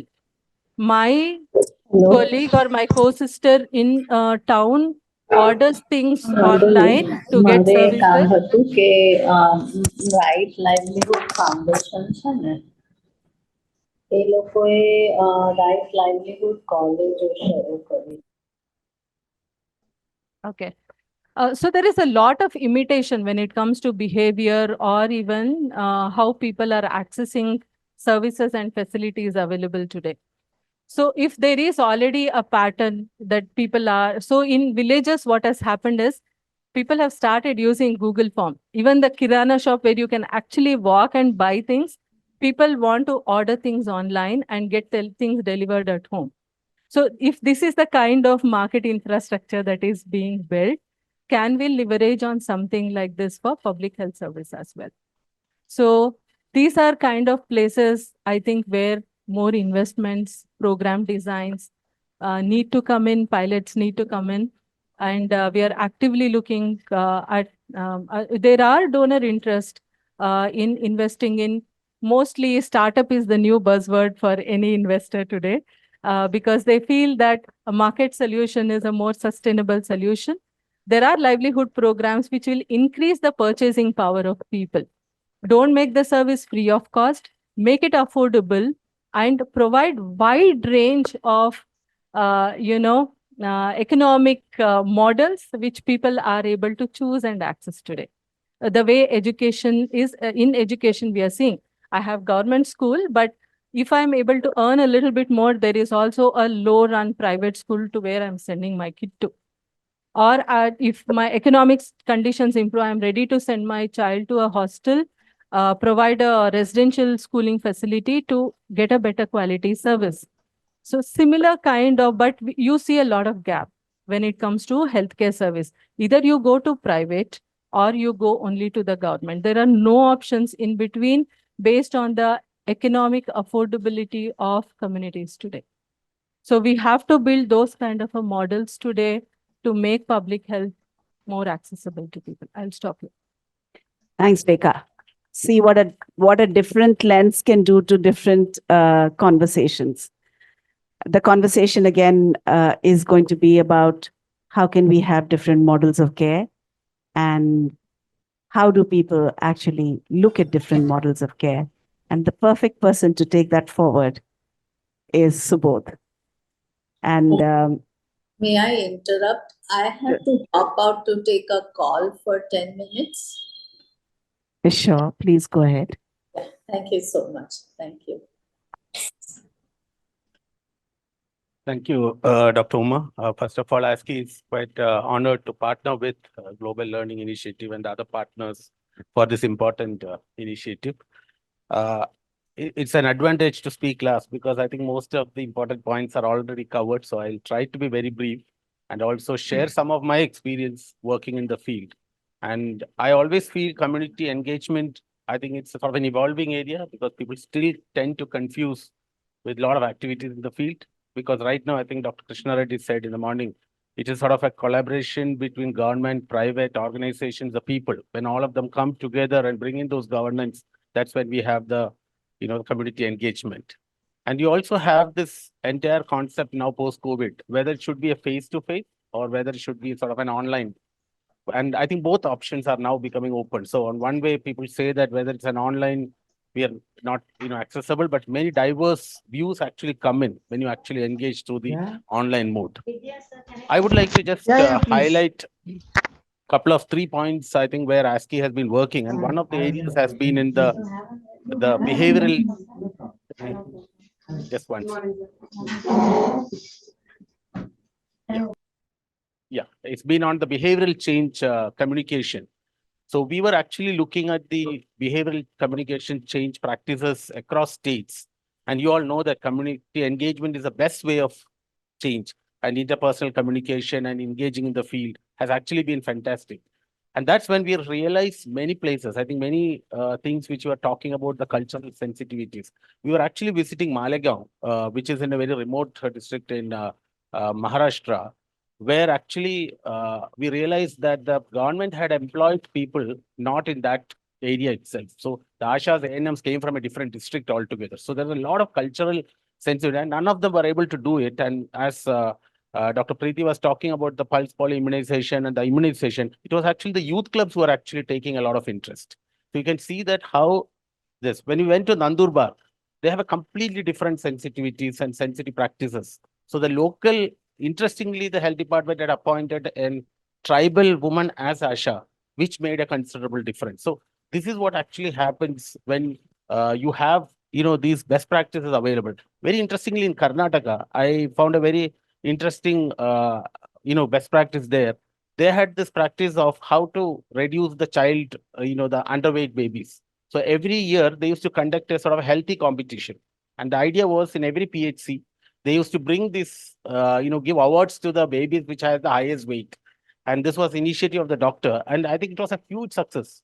So a lot of these, so it started spreading very fast. And that's where actually the community engagement really happens. And I think many of you already said, it's not always engaging only the women. They go back, there are in-laws, there is husband. You need to sort of engage everybody. And that's what makes a difference. We are recently doing a study in Karimnagar. We are looking at the anemia. And today, I think we know that today's report of FAO says 74% of India do not have sort of a proper meal. And 50% of our women are actually malnourished. And that's a sort of reality. And that's what SDGs talk about, the goal 2 and goal 3. And for the first time, they've integrated these two. And when we went into the field, we also realized that many women, I think, still are under the illusion that, vaccination will affect their babies which are going to come out. So we should not even breastfeed.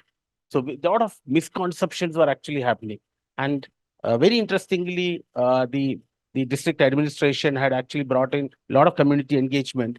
And what they have actually done is, like, for example, when they come to sort of an Anganwadi worker, they get food. But what happens when they come for an antenatal checkup to the PHCs? They're actually missing out on the food. So they started a scheme where, let's give food them here. And that became a sort of a social this. And I could see that when we are doing that evaluation there, during that time, the community also started, like, I'm not talking about the remote places where apps are not there, but all women had a mobile phone. So they started a healthy app. So slowly, it's not just only for the Ashas and NMs. Now we have a tablet. Now slowly it's getting penetrated to the women. So they get reminders when to have food, when to have the checkup, when to have the immunization. So all sort of activities were started actually happening afterwards. The third thing, I think somebody was mentioning about the private sector, very important in the community. And India is sort of a hub of public-private initiatives. And we have actually realized in the field, this community engagement has actually played a very important role when it came to PPPs. not those PPPs where you have in the cities you find, but when it comes to the rural areas, when an NGOs collaborate with the government sector, that's where engagement has actually worked. Tribal areas, I think I was reviewing a scheme of the Magriha scheme, where in Orissa, where I think a simple initiative of engaging the community. The women were actually brought to NGOs places before the onset of pregnancy. They could stay, get their delivery in the nearby hospitals. But a simple engagement, what they did, they were allowed their accompanying people, the accompanying children to come and stay along with them, provide food. That sort of simple initiatives, engaging the community, have made these very, very successful. Recently, we are actually reviewing the Telangana vision for the next 5 years. And what two things actually came up. One was actually the engaging the community. I think many of them felt primary care has to be strengthened. We are doing very well in tertiary care, but primary care coming in. And the second was not so surprising, the family physician concept. So I think those two things came up. And going with a little bit of a funding aspect, we all know that. I think with all the work we are doing, I think Madam also talked about the funding. The primary care funding actually has come down. I think at the earlier times, if you say 50 to 60% was for primary care. Now it is actually was much less. Now it's slowly improving. And one of the analysis I've done, and this is directly linked to community engagement, we are actually reviewing what is the budget for behavioral change communication, because that's one indirect way of knowing what sort of schemes actually happen. And the most underspent, if you look at last 5 years of NHM budget, the most underspent budget would be the behavioral change communication. And it's not that the government has not done its part. So they've actually created line items like, the innovations, like some of these things which, so there are states like Karnataka or Tamil Nadu, which have actually done extremely well by using those funds. But for many other states, this becomes like an underutilized funding. So one of the things I personally feel, I think with all these activities is to document. I think what we have all hearing are excellent voices. I think Global Health Initiative, Global Learning Initiative and other organizations, these small voices from the field, we should document and then so that we can replicate. And that's where we can make a change. Thank you. Subodh, you brought about so many points there, and underspent is something that is not usually talked about.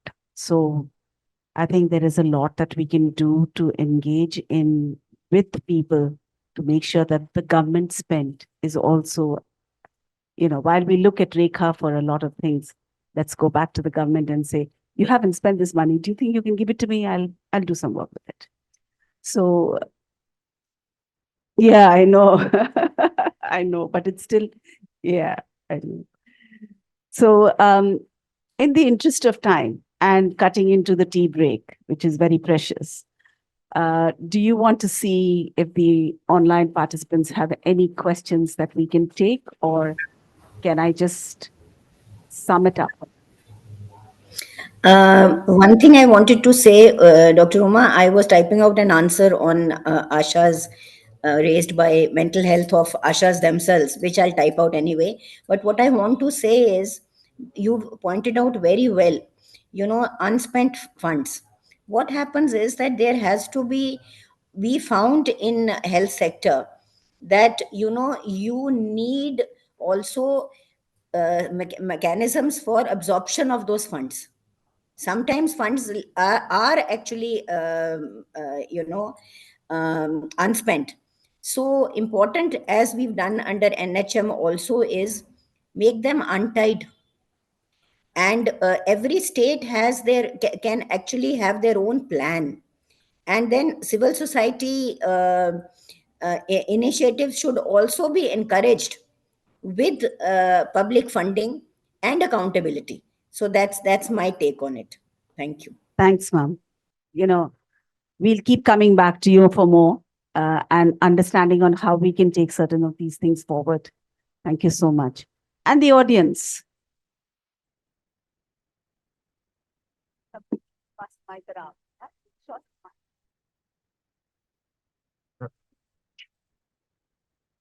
Thank you. It was very inspirational to hear all of the stories. So I have a little slightly different perspective here. I sort of came to observe one simple thing here. We are here sitting here preaching to the choir. Yeah, like George Bernard Shaw said, every profession is a conspiracy against laity. There's one community that we have not effectively engaged. That is the doctors and the healthcare professionals. Because I go and I talk to them, and the resistance is fierce. All right. When I talk about the fact that, we in the healthcare profession have become accustomed to dealing with people. I'm the benefactor, you're the beneficiary, and that power equation should exist. Trust me, I'm a doctor. So, this is something that, and it's incredible the amount of resistance that you get. You talked about HIV. I mean, it was the people like ACT UP who taught us what really HIV is all about. And I didn't get any formal education in public health or anything like that in medical school. Whatever little was taught was all, completely, I would say, irrelevant. I was taught public health by my patients and the communities of my patients that I deal with. You talked about NACO being an exemplary organization in terms of community engagement. Yes. And amazingly, it were a lot of us in the HIV world who decided that during the COVID pandemic, we had to focus more on making sure people got enough to eat rather than their antiretrovirals. And in Dharavi, we had to focus on making sure that rather than talk about their anti-tuberculosis therapy and adherence to therapy, we had to make sure that they had enough to eat and engage them with other NGOs. So when are we going to start talking about trying to change the behavior of the medical fraternity?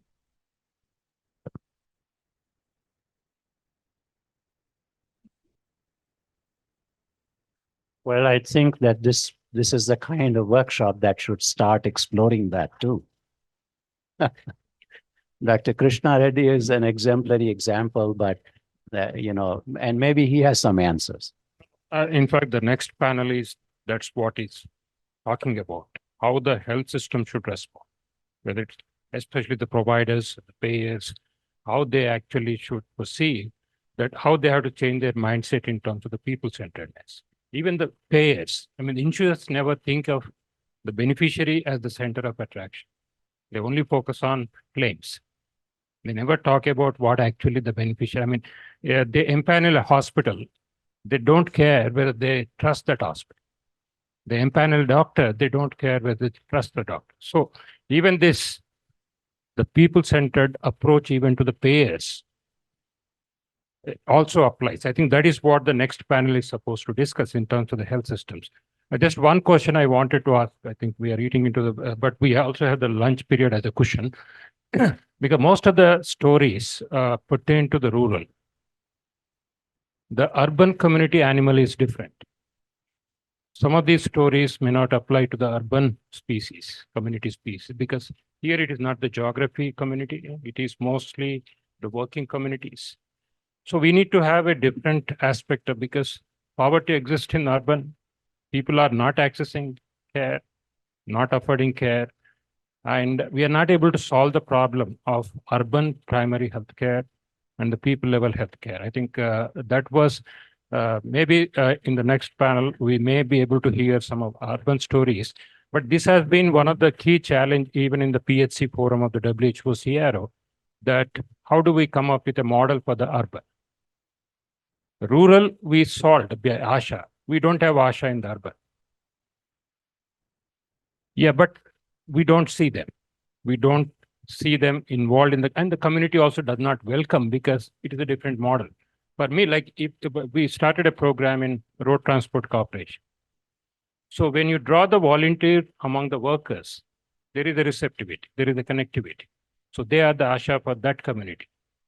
So that means you need to draw a worker from that working group, the occupational group, rather than the geographic ASHA. So this is one area I think needs a lot of exploration as to how do we solve for the urban primary care. Yeah, sorry. I have responses to both of you, but I'll go with you first. Urban is fairly fragmented, and our work has actually centered more on urban than on rural. And where we've seen spaces of cohesiveness, which is already taken care of in the rural area, are workplaces. You have geographies, but they're very few and far between. Our cities are some of the most rapidly growing cities in the entire world. So that doesn't take care of itself. But workplace related, for example, in Bangalore and some of the cities that we're in across Asia, we work with women garment factory workers because they are one of the lowest below poverty line and most vulnerable women. And we work within the factories and within the supply chain. You have construction workers as well. Obviously, they're not going to go to an urban PHC, but there are different models that LabourNet has, for example, that where they work with construction companies and the entire construction supply chain and the informal economy that actually supports those construction. So I think my point is that looking at what resources and infrastructure a city has, a city municipal corporation will never be able to deliver optimum primary care in our kind of populations. Bangalore alone is 13 million. It's larger than many countries in the world. And I can't even, I would imagine it's very similar to Hyderabad, Bombay, many other cities in our country. So what are those cohesive points, be they workplace, like you said, railways, be they labor ministries, etc., and strengthen their health system rather than depend on the health ministry or the municipal corporation themselves. They're just one player, and just, sort of that. On the health systems, yes, sir, we work a lot in that area. And I think what we're working on is changing the mindset from individual care to team-based care, where everyone in a team actually has a particular role. And just giving an example, I think Rima Ben had alluded to how can we get digital health to the front lines. One of the models that we're working on, and we've also seen similar models across the country, is where the digital aspect is a job aid of the frontline worker. Doesn't go to the most to the beneficiary directly. And what it's called Call for Swasth. I'm just going to give you that story on how team-based care is actually working. We're solving for a few things. We're solving for last mile health. We're solving for blind spots. We're solving for quality of care and access. So the frontline workers goes to this household, a lady who's peeling garlic for a living, so gets about 10 to 20 rupees a day, max, can't leave the house, doesn't have a phone, has loads of healthcare issues, says, I have a headache. And this is a real story. This is in Indore. And a partner there was Indore Diocese Church Society. And says, I have a headache. Typically, if she goes to a doctor or she dials into a doctor, if at all, she says, I have a headache. Here you go, paracetamol, it's done. She calls to the frontline. The frontline worker goes to her house. The frontline worker makes the call, and someone on the line picks up and says, tell me more. So the frontline worker says, we heard from the neighbors that there was a fight in the house. She's got 3 small children. They live near an open drain, and she's sitting in the house with this, with no light, peeling garlic. And she happens to be, this is her age, etc., so on and so forth. But last week, so and so happened. So now nurse aid caller, instead of giving it to the doctor, asks more questions. How much water have you drunk? Did you sleep well at night? These are not typical questions that a PHC doctor asks because they have like 100 patients and they just give you a paracetamol and says, you didn't take the paracetamol, you're not eating, you're not doing this, you should be doing this, and it's done. Am I right? That's how it typically works out in a transaction. However, these are people who are in the front line, so they understand what that lady is going through. And it so happens that while we connected to a nurse who's able to do the care, this is not even worthy of going to a doctor. So we're task shifted down to a nurse who's able to deliver care. We've also understood that that lady has a lot of gender violence going on at home, also has, food insufficiency. So we have a social protection health officer who then joins all the dots and says, hey, if this profile is that she's eligible for this nutrition, let's call this government, let's aggregate that social entitlement and deliver that. A counselor gets on the call and says, can you go back to the house next week? I will have a chat with her. So some of this happens on the phone, and then in 2 weeks, a team goes house to house with a task to say, these are the households we need to visit with a team. Sometimes the team has a gynecologist because that's the requirement that's come out of that slum. Sometimes a team just has a GP. Sometimes a team has, we also do actually teach nurses how to do wound debridement because a lot of people have mobility issues and diabetic, nephropathy and all of that stuff. And so it's really about not the doctor getting all of the calls, but task shifting and them all working as a team to be able to deliver last mile. This is not a unique model. This model exists across, but the mindset had to shift. And you're right. We often deal with doctors who think they are the end all and be all and they know it all and this is what it should be. And they talk to the patients like they know exactly what they're going through. However, the mindset shift where we work with family practitioners and have them look at team-based, have them value team-based care so that they have higher end work to do. And a lot of the other work can be distributed is something that we're working towards. And it's part of the roadmap to UHC in India. Thanks, Purnima. Would you Yeah, want to share? I just wanted to respond to your question on urban health. How do we kind of improve on urban health? Some of the things that we have focused on, slum health. We may not have villages, but we do have slums and we have social capital in those slums. How do we capitalize on that social capital is something that we should be thinking about. Another area that we worked in Mysore is working with the Rotarians, the Lions, the Rotary Wife. They all have certain geographical areas that they have adopted. So we kind of work with them to see, okay, what are the services and what are the resources we can bring to the table based on the Rotarians and then the slums itself and the industries that the people who are living in those slums are practicing. So those have been some of the areas that we have started to think about. And Usha's a fairly new concept. I don't think they have become as popular as No, Asha's. they haven't.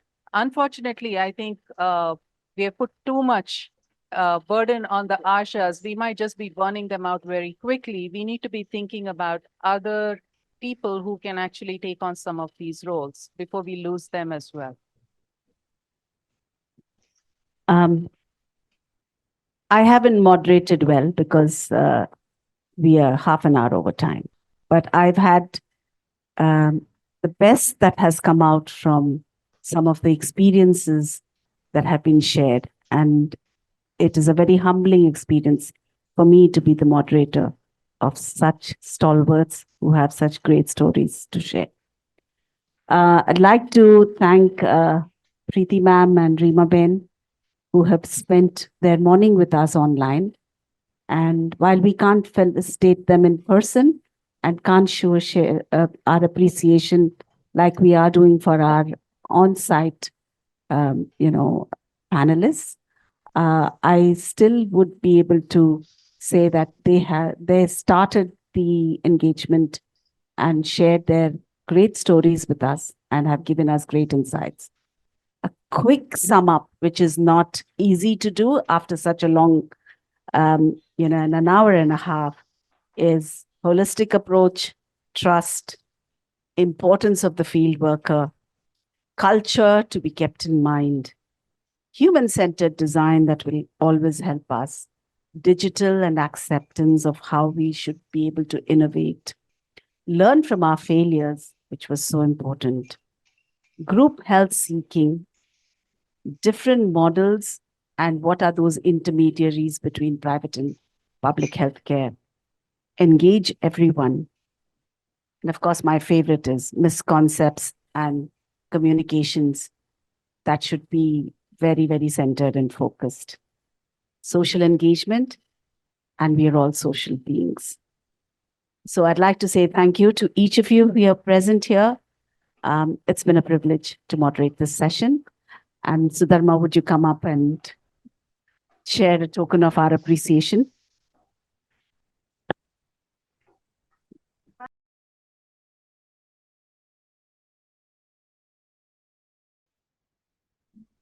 And the LSHTM PHFI. He's a distinguished professor at IIPHH. He was formerly the Vice President South of the Public Health Foundation of India and the Director of the Indian Institute of Public Health, Hyderabad, India. Also a professor of the Public Health, Eye Care and Disability at the London School of Hygiene and Tropical Medicine. Wears several hats, has several interests, and is formally my boss. So, Professor Murthy garu, privileged to have him here. So I learned my public health at PHFI under the aegis of Professor Murthy. Always grateful to him for giving me that opportunity. Dr. Carl Francis, his better half spoke to us a little while ago.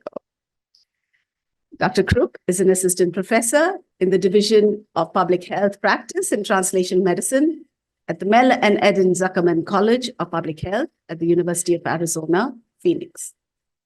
Received his MSc at the London LSHTM and is a PhD from the Florida International University in Miami, USA. He's completed his postdoc training in health disparities in the University of Arizona in 2021. So it looks like he's like me, a student for life. Founding members of Public Health Research Institute of India located in Mysore, of which we heard something from Purnima ma'am. And for the last 15 years, he's worked in India on the social determinants of health. He will speak more to us about what he has done as part of the panel. We tried not to make this hybrid, but we were forced to bring certain people in with perspectives. And we have Dr. Prince James, who should have been here with us also in person, like Reema Ben and Preeti, Preeti ma'am, who promised to be here. But I have the privilege of introducing Dr. Prince James, Head of Interventional Pulmonology and Respiratory Medicine at Navuri Hospital, Vellore. That's where I did my training when I was doing my MPhil. The Head of Interventional Pulmonology and Respiratory Medicine, Dr. James. Hello, yes, ma'am. Is previously a consultant and professor at the CMC Vellore for 18 years. His area of expertise is interventional pulmonology, as we hear, and has done thoracic ultrasound-guided procedures. Today, we will have Dr. James speak to us in his capacity and talk to us about international and national work that he has done in what he is doing in the public health arena. Thank you, Dr. James, for being with us. Joined here in person is Dr. Sonia. And if you notice, there's something that we have in reverse, which I will speak after I introduce Dr. Sonia. Dr. Sonia Mary Kurian is currently the head of Department of Pediatrics and Neonatology at the Navuri Hospitals, Vellore. Studied and worked in various medical institutions in Kerala, Karnataka, Tamil Nadu over the last 25 years. A diploma in child health and a diplomate in pediatrics. She has completed her diploma in allergy and asthma degree from Christian Medical College, Vellore. She's worked for 6 years at various specialty hospitals in the UK and has special interest in childhood nutrition, immunization development, pediatrics, and childhood allergy asthma. Privileged to have you here, ma'am, this morning. And it was not by design, but we had one man on the last panel and we have one woman on this panel. So don't ask me how that happened. But yes, I hand it over to Dr. Mohan. Yes. So the pull and the push happened, and we can see that happen here. Dr. Mohan, over to you to moderate this panel of extremely distinguished people. Thank you. Can you hear me? Well, it's difficult to replicate Uma's masterful way to moderate the session. And of course, I'm also coming now before your lunch, and it's always the hardest time because obviously you are looking forward to having lunch soon. I'm going to kind of change the format a bit because to some degree, when I came and when I talked to Dr. Reddy about organizing or at least co-organizing this workshop, I wanted to know first about different aspects of community engagement that have been prevalent in India, that have been used extensively in various contexts. And then I wanted what the lessons were from that session and see how we can address them or how we cannot address them because of some challenges from those that are in the governmental sector or healthcare sector, so that we can start creating an opportunity for a dialogue going forward. So there are a few things that came to my observation from the first session. I think there was a lot of importance that was placed on empowering the community to actually support the population that they are servicing and the need for them to be able to have the capacity to manage that, whether it is through funding, whether it is through different type of structural enablement to make that work. And some of them are actually managed by the community themselves. That means empowering people in the community to actually learn about managing the community. So that's one interesting observation. And I'd like to be able to have, instead of my identifying other three items I want to bring up, I want to have each one on the panel and take the microphone and give me their perspective on what they see the community engagement from their role that they have played and where they see that addressing some of the needs of the health system. And then I'll come back to my second and third question afterwards. Thank you, Dr. Mohan. I don't want to be a scatterbrain, so that's why I put things down so that I don't go off tangent. The learning from the first session feeds very well into what you just mentioned. And I think the first thing all of us need to keep in mind is what is the outcome of whatever community engagement we're talking about. Unless we know what the outcome that we want is, it becomes very difficult. So even somebody partaking in an educational program is some degree of community engagement, but is that what the outcome is? What is the difference that we want to make? I think that is going to be very important in identifying what are the institutions which can play a role. Because institutions, again, just like community engagement, can have various shades, right from a community-based organization to a tertiary hospital to an academic university. Each of them is an institution in its own right. And therefore, unless the outcome is identified, what role each institution can actually play in that process of community engagement is again going to be very difficult. So obviously the government is going to be one of the key players or institutions because it is an institution on its own.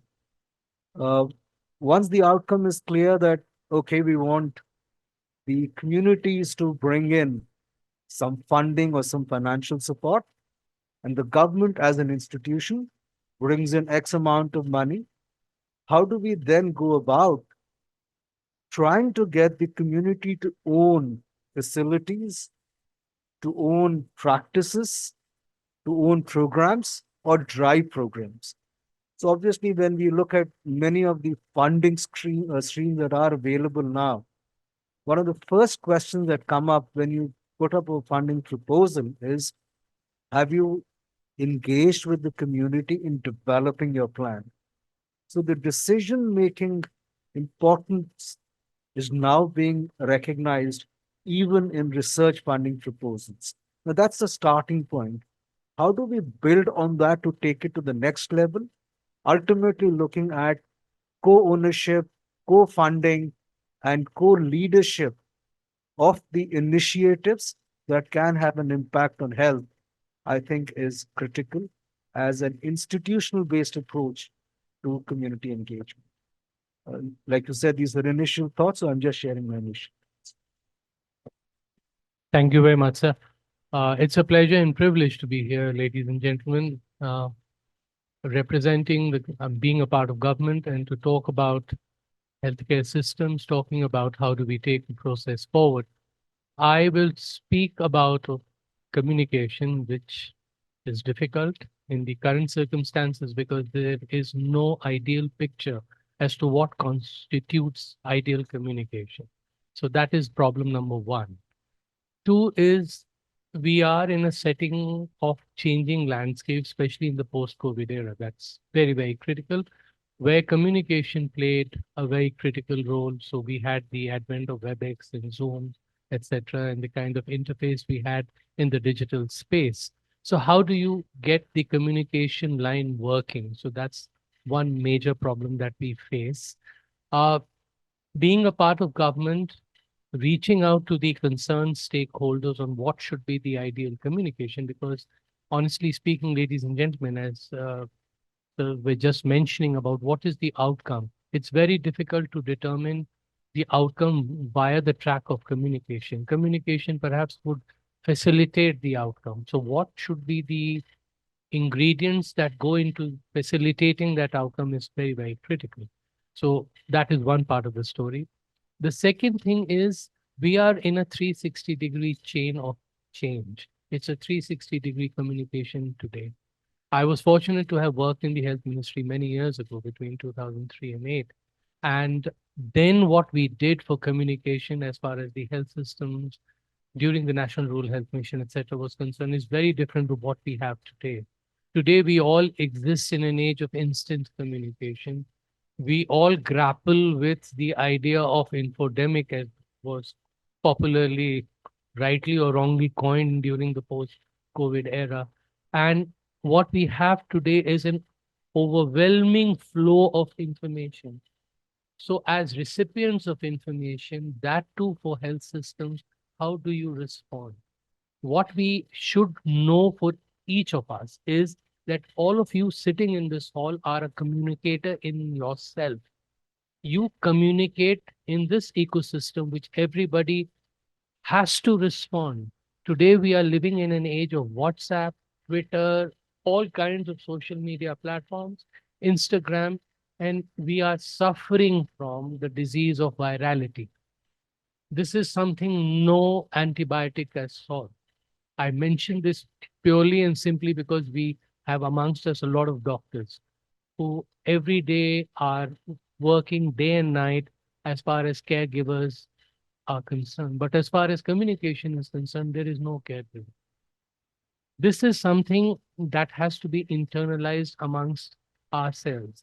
So if I may just be permitted, I'll rattle off 5 concepts which we designed much earlier. So we exist in an age of new normal. So the outcome is determined on or is determined by a new normal of communication. So what are we supposed to do? We have to reconfigure every time. It's very, very important. We have to rethink. There is no constant. We have to redesign. We have to rediscover. And most importantly, ladies and gentlemen, in communication, we have to reimagine. And it becomes very difficult if you are communicating on behalf of the government, before I end, because how do I break the glass ceiling of bringing about trust in what I have to communicate? That is for me as a communication strategist been the biggest, I won't say obstacle, but a challenge, because the lines are very different, the audience are very different, the needs of communication are very different. So that's all I'll have to say, sir, as far as the outcome is concerned, and then we'll replay. Hello, good afternoon. I'm very happy to be part of this workshop and happy to be invited for this on community engagement. I'm working as a pediatrician, and most of my ideas for community engagement in healthcare comes from my training and work. From starting like for MBBS, as I was talking, communication is not something we are taught. We are just taught to, especially in government hospitals, there is no time to communicate. Patients come, we have to see them and we have to treat them. So communication is something we learn as we progress in our career. So one thing while working in the government sector, while I was doing my medical MBBS and pediatric training was, I feel all of us should be having some posting in a government hospital. Then only we are sent to the community to work with the community as community medicine pediatric. We learn something in that. And in general practice also, camps we have for patients. Those things help us to be involved early on in our medical training to be aware of this aspect of being involved in community care. So as pediatricians, we used to go to community for immunization, for talking to the family about healthcare, and even while doing obstetrics training, antenatal. The mother is the main, one of the main people in the family. So educating her about her health and how to look after the baby, breastfeeding, all these things, they are taught as daily. We used to go to the wards daily, talk to the mothers so that they're aware and it's in their mind, because now everybody is into formula and what's advertised. So people are less aware of what is naturally required. So communication in hospital, going into the community, meeting families, that should be trained as early on in our training of medicine. Then I was abroad in UK. In UK, there is another factor: community pediatrics, community medicine, family medicine, general practice. So there is somebody in the community who deal with the population in that area. Here in India, most private hospitals don't have this community family medicine, family doctor. So they all go to specialists. So that's another thing which now I'm working at Narui in Vellore. It's a brand new hospital. It's just 2 years old. So for involving in the general community, I think we should have outreach centers where these family doctors are available and can treat and help the family as a whole, each member of the family. So, and then they can be referred to us if required. So training for this healthcare in the community has to start. And now the new thing is, as a pediatrician, we go to schools and teach the children how to be more healthy, nutrition-wise, and adolescent pediatrics, all teenagers, they have their own problems, and that's going to be another specialization. So they have, for example, depression, they have mental health issues. So all these things, from school itself, the children are also educated about general healthcare. And so these are the 3 areas where I have found we can help in the community. In schools, as part of being in government sector, be more involved in community work, and in the private sector, having more. And now, because it's a new place, there is more time to communicate with the patients now, educate them as a family. Instead of them coming regularly, education is given in the outpatient department, and that also helps them in the long term. So these are the things which I have experienced. I hope to learn more from this conference as well. Thank you.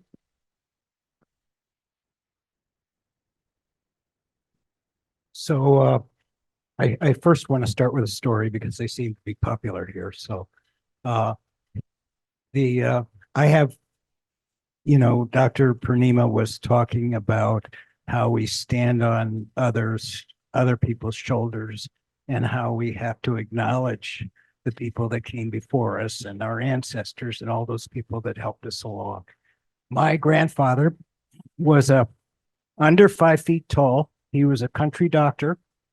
He had a little black bag, and he took care of practically everybody in the town that I first grew up in, of about 50,000 people. And he literally delivered practically every baby in town. He knew everybody. He knew everybody. Nobody was afraid of him. Nobody was put off by him. Everybody knew in that community what medicine was about. It was about Dr. Krupp, who would show up with his little black bag and take care of people. Now, when we talk about outcomes, I think the way I visualize a lot of the problem. And I have to start off by saying it hasn't always been true that we as healthcare providers and members of the healthcare establishment have been so separated from our patients. That has not always been true. We act as though it's a new phenomenon that we have to get back into the community and we have to talk to people. Okay, seems kind of funny when you think about it, because it hasn't been that long. So one of the things that I think I would like to see as an outcome, the way I visualize the medical system is we have built our palaces on the hill and everybody else is down below. And we sit up there in our beautiful palatial surroundings and we wonder why these people aren't walking up the hill to see us.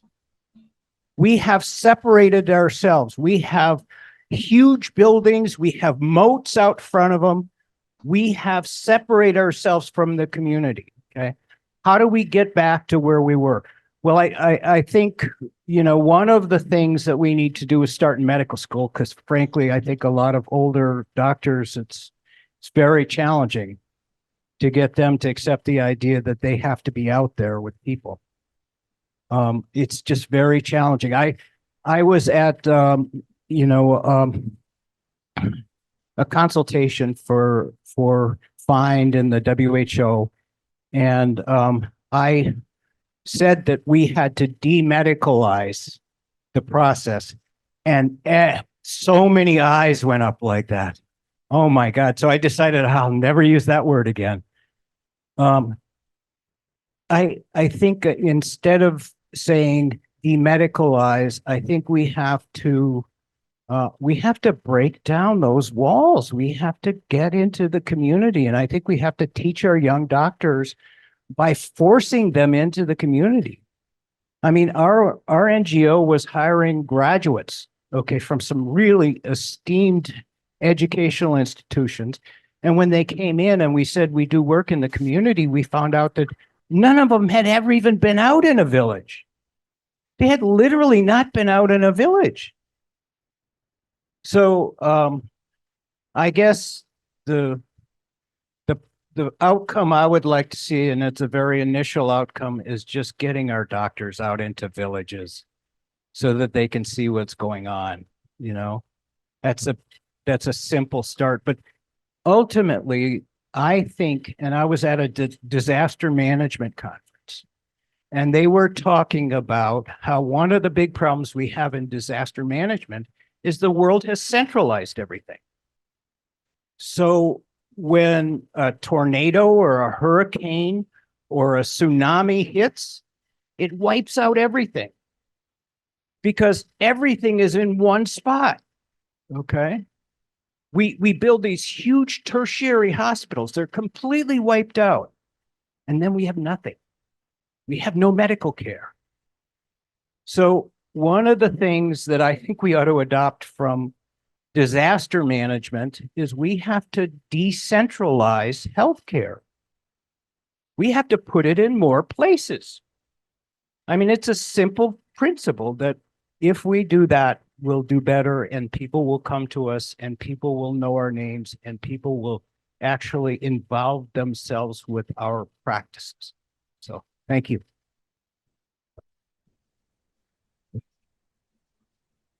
Thanks. You have any comments? Yes, thank you, Dr. Bohar, and thank you for inviting me to this people-centered healthcare and community engagement workshop. I am very privileged and honored and humbled to be here among the distinguished speakers.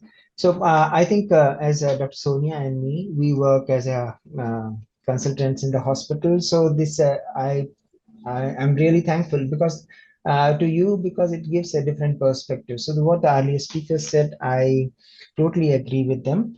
At the same time, I think as you work in a big hospital, a tertiary care center, I think doctors are aware of the need at the community level, because we always know our patient is spending very short time in hospital And sometimes OPD visits are only few minutes, while he spends a huge and large amount of time at home and in community. So healthcare actually mainly to be provided in the community. And other thing is hospital visits are also, there are some regular visits, it's okay, but most of the visits as it happen in India when you are too sick. And we know when the people become too sick, actually the healthcare or whatever you, if I'm a pulmonologist, I'll say lung function drops down with each visit when you visit like that to the hospital.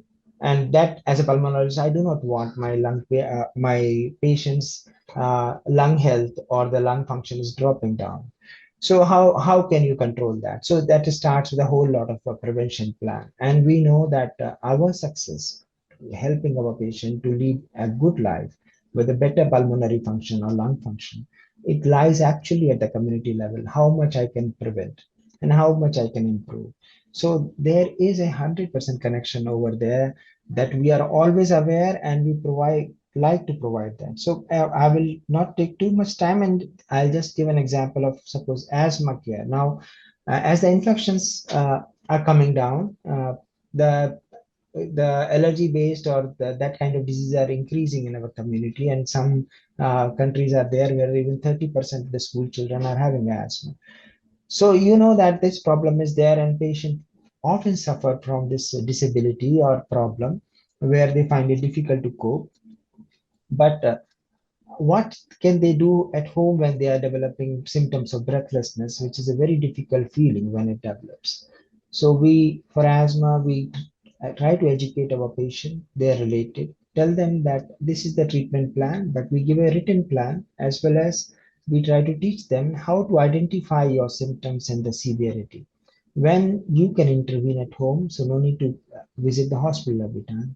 But at the same time, sometimes when it is too severe that we think you should go to the doctor, we provide them something, an objective measurement. We call it peak flow meter. So they can like traffic signals, green, you can treat at home. Yellow, you should visit the nearby doctor. But when you are reaching the red zone, you must visit the nearby hospital as soon as possible. So the kind of thing are happening over past many years, and we try to educate our patient in that way so that they know that I can manage at home and I feel confident I can do it, and when to visit the doctors and hospital. Similarly, the other example is TB care. Like HIV care, there is a fully developed TB control program right now in our country, and whole country is covered. For last 8 or 10 years, I haven't written a single prescription of anti-TB drug with my hand that my patient has to buy. Whole country is covered. Every patient is receiving treatment at their home at the nearby community health center. So nobody has to travel far away also, and treatment is provided. At the same time, there is a role for me also because I have to fix the diagnosis. What is the diagnosis of? Is it correct diagnosis or wrong diagnosis? And then I have to say which is the best treatment. And during treatment of 6 months duration, which is minimum for TB treatment, I have to rectify a lot of problems, side effects, sometimes patient not improving, why they are not improving. So what I see, institutions or tertiary care centers have it obviously a definite role over there. They are the problem, they provide the solutions to the problems. At the same time, at the previous session happened, there are a lot of community-based things are happening where the organizations are working at grassroots level. And I'm very happy to see that those is hearing those stories and success stories that it is happening right now. And as I said, with the help of them, these solutions can be taken to the community where they can get the benefit. And I think the last example is COVID. At least COVID taught us a lot of things. One of the things was COVID was new and whole country was affected, lockdown, but we were able to reach out by how? We trained the community health workers, we trained our everybody, and then try to reach out that so that care can be provided. India doesn't have that many pulmonologists or even doctors ratio is less, but still we were able to reach out and provide care because of this, of helping each other, learning quickly. As the previous speaker was saying, rethink, reimagine, and replan. Actually, a lot of things we learned during COVID, rethinking, replanning, and implementing them. At the same time, COVID also taught us something like a teleconsultation. So nowadays it became a reality. So our patient not only at home can start treatment based on what education we gave. Sometimes they need help and they can connect directly. and talk to us. So these are the few things I think. So institutions, tertiary care centers are the one we can think over the problem, find solution, and then it can be implemented through a community-based program. Thank you. Thank you. I guess we will thank every panelist at the end since I'm actually asking questions. I don't feel obligated to. I guess there are several comments that your outcome. Of course, we need to define what the outcome is. And the outcome may vary depending on the situation. During COVID, there were different outcomes we're looking for. In prevention, you're looking for different outcomes. And of course, when they come to hospital, they're and I guess the other comment that came up is communication. And one of the things that often was criticized by patients is that doctors don't know how to communicate, or they don't build a trust with their communication. And that is, well, where does it start? As she mentioned, you should not be starting during their educational career, how to communicate with the patient, with people that are not clinically proficient. And one of the things that I have heard, at least in my experiences in US, is a lot of colleges and medical as well as nursing schools, they do send students to local communities for the community workshops, internships, or so in a sense, to connect them with the community, whether that goes into everyone's resume, everybody follows that is a different issue. But there are attempts being made to educate the future generation of doctors, not only in the use of technology, which of course many of them often don't like because patients know more about some of the stuff than they do, and they don't know how to react to it. But I think they also need to figure out how to communicate and understand the context. I think Carl mentioned something that I wanted to bring up, and I want to force that question, or at least ask the question in a slightly different way to the panelists. Oh, by the way, Carl, I remember going back during my age, I used to go not to a doctor with a bag, but I used to go to a doctor. He always used to give me red medicine. I don't know what that medicine was, but it always used to cure me. Maybe it's psychological that he's trying to address it. Maybe he always had it right to kind of make it appealing. But anyway, but I agree that we will never go back to that level of care where patient or hospital doctor goes to the patient's home or knows everyone there. But what that basically leads us to is, how do we decentralize some of the care model? In the sense that, we talked about ASHA workers in the previous session. You are empowering community. But the question is, at what point can doctors start relying on some of the nursing assistants, physician assistants, working with the community to start delivering some of the preliminary type care so that they all don't have to rely on the doctor for every scenario.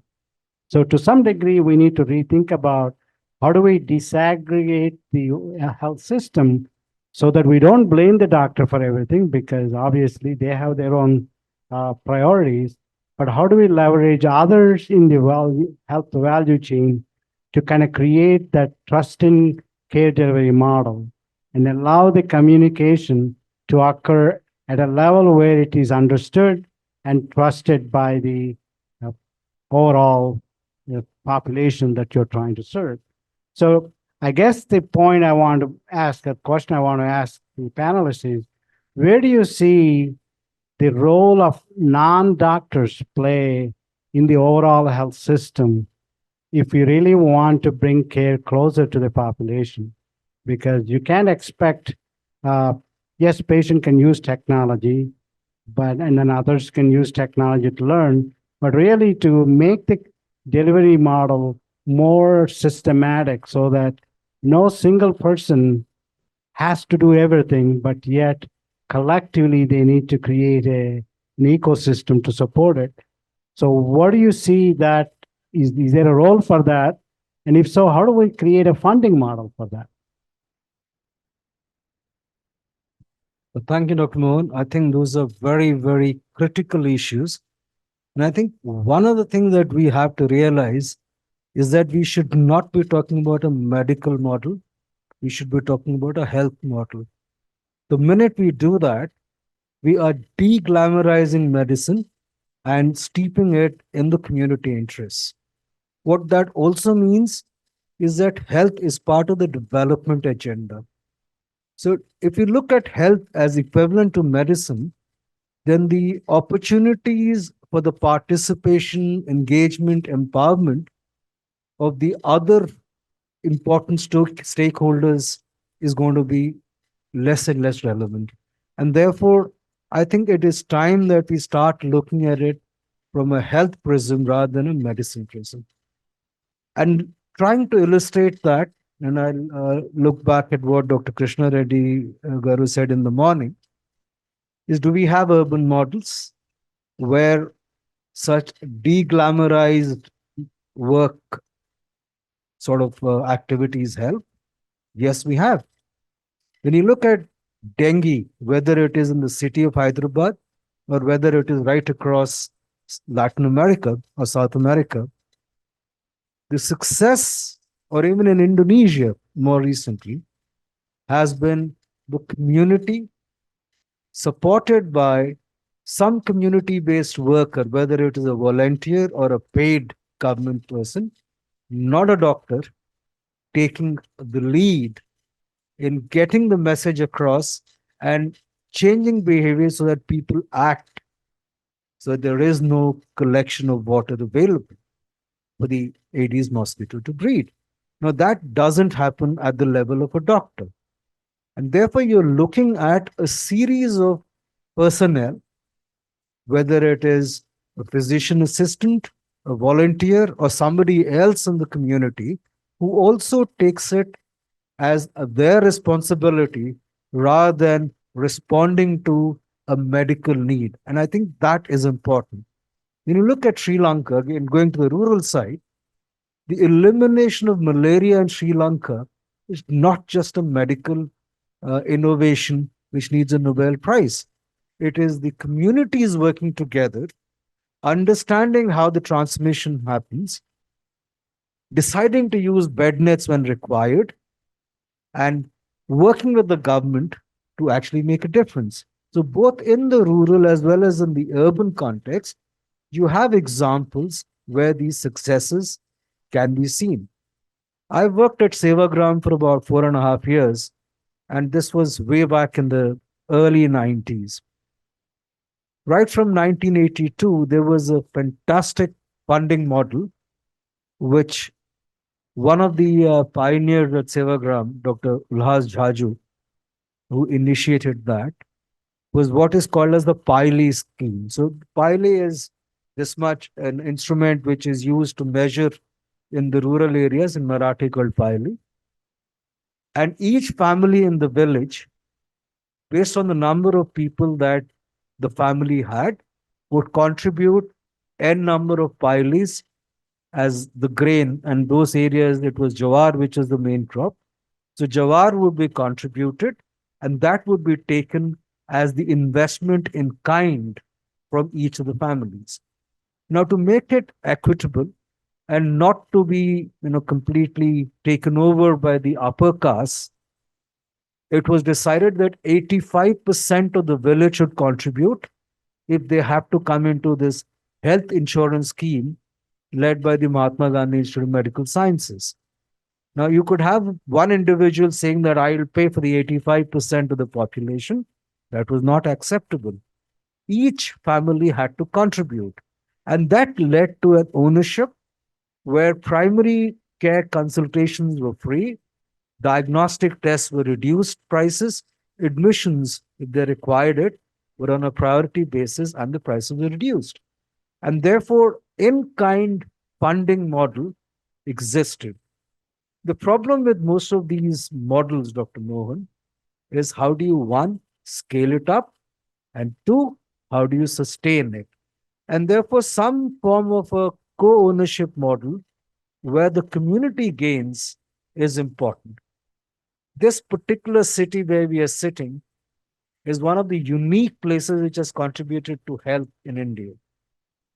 one of the earliest models of decentralization was when the late Mr. N.T. Ramarao was the chief minister here, when the ordinance that all the medical officers of the primary health center staff would be looked after or managed by the village panchayats and the mandal head of that particular area. It was a unique concept because it is giving power to the people to decide what services and what the people that are supposed to provide the inputs are, so that provider nexus could be broken.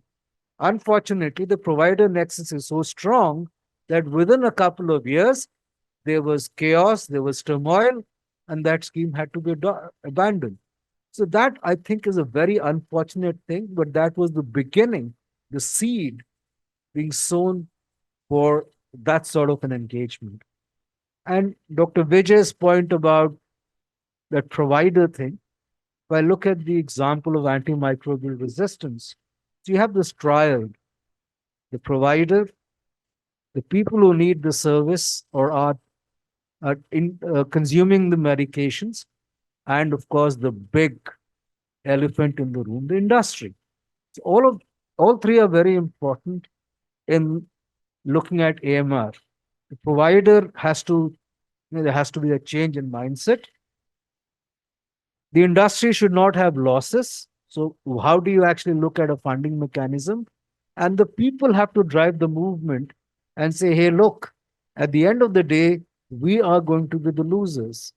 In Bangladesh, just quoting two studies in Bangladesh, when they did the study on what is people's perception on antimicrobial resistance and consumption, 80% felt that antibiotics are important for a viral fever.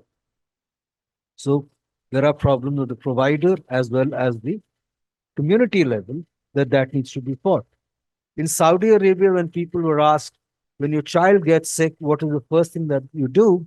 They said, if there's some bottle of antibiotic or some syrup available at home, we just immediately open that, half used, and then give it to the child as the first course of medication. So these are places where the civil society needs to be educated, needs to be at the forefront to actually fight. It's not just climate change, but even issues which affect the community as on a rights basis. How do you get them to come together? And how does the industry say, okay, we don't take a hit if there is this sort of a support mechanism for us? So there are a lot of issues there, Dr. Mohan. I'm sure one session wouldn't get a solution, but those are some of the thoughts. Thank you very much, Dr. Murthy. As far as decentralization, etc., is concerned, and with regard to communication, at times it becomes a tall order because I'm sure with many of you around in the room, there is a innate belief that communication is the responsibility of the government. So it's the government's responsibility to communicate on anything and everything. So if there is a breakdown, if there is a failure, it's a failure as far as the government is concerned. Now, to reinvent that or to recalibrate that, what's very, very critical is that there has to be a very fair understanding that communication is more of a partnership and a collaboration between stakeholders. And especially, as I mentioned earlier, in an age where the dynamics change instantly, there is no constant. So there is no foolproof mechanism as to how do we communicate with each other. What is very critical is that there has to be a basic kind of a communication understanding amongst each one of us. So I mentioned about dengue. I mean, I come from Delhi. Every time during the year, we have, what should I say? You have announcements on radio, you have print advertisements, etc. Have the cases gone down? No, they have. The government tries to do its bit. The problem emerges when there is an explosion as far as the hospital beds is concerned. So now where does the blame lie? Is it the lack of will, understanding, capacity as far as the government institutions are concerned, or is it a failure of communication? Ladies and gentlemen, what we need to understand is that communication will take you to a certain point, as I mentioned earlier. It will be a facilitator tool. It will be an enabler. It will be a catalyst. At the end of the day, there has to be someone else, any institution which has to be part of the delivery mechanism. This is where I come to COVID. I mean, because it's the best example that comes in. We succeeded in COVID in terms of communication because the community played a very, very critical role. And thanks to the government's initiative and understanding of consistency in message and trying to understand the problem, as far as different regions, the kind of content that had to go in. There were two concepts that emerged, and I'm sure all of you would have known that much better. The idea of Jan Andolan and Jan Bhagidar. These are two twin concepts which have taken center stage, where people's participation is very, very critical. And when I say people, it means the community. So what did the people do? So whether it was the focus on frontline workers, like we have been talking earlier about doctors, the kind of communication that doctors should have. There was a lot of focus during COVID on the hard work, the patient efforts undertaken by the doctors, the nursing staff, and all the frontline workers in ensuring that there was care and attention given to everyone who was suffering from COVID.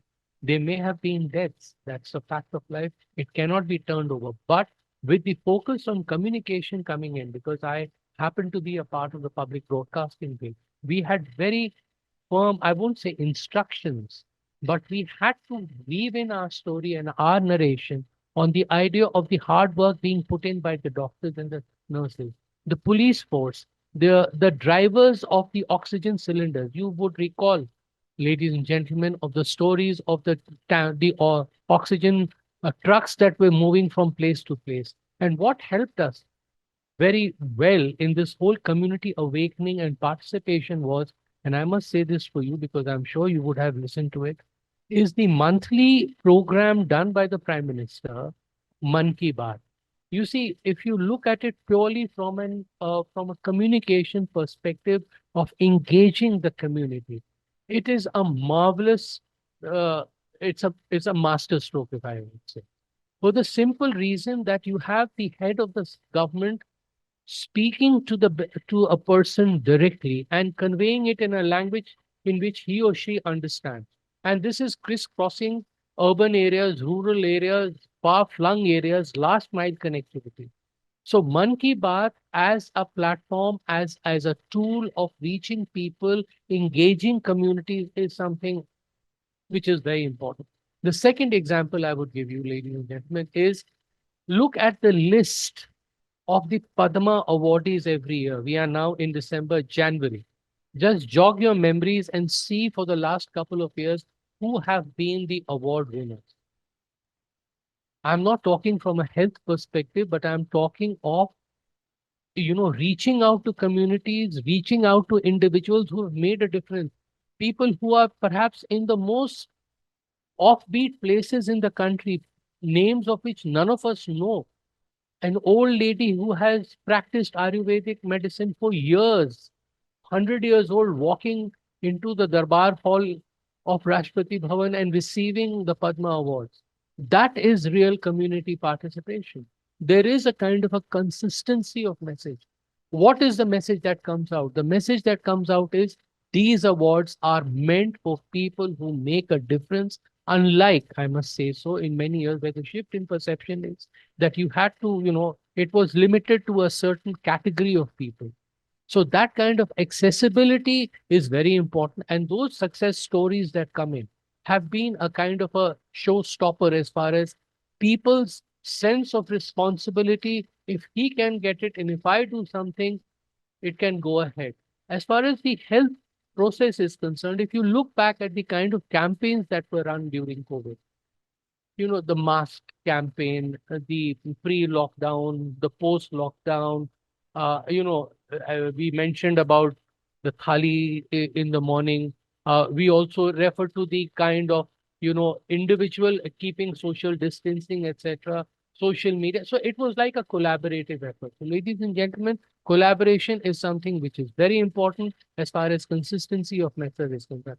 The other example I'll give you before I end is look back at the G20, which took place for 1 year. And I was fortunate enough to be there. You see, again, the idea of Jan Bhagidari and Jan Andolan. You may agree, you may not agree, but right from the very beginning, the government was very clear that it had to be a people's G20. And what do you mean by a people's G20? People's G20 meant 227 meetings spread across 57 cities. I'm sure you would have seen a lot of them being hosted at Hyderabad.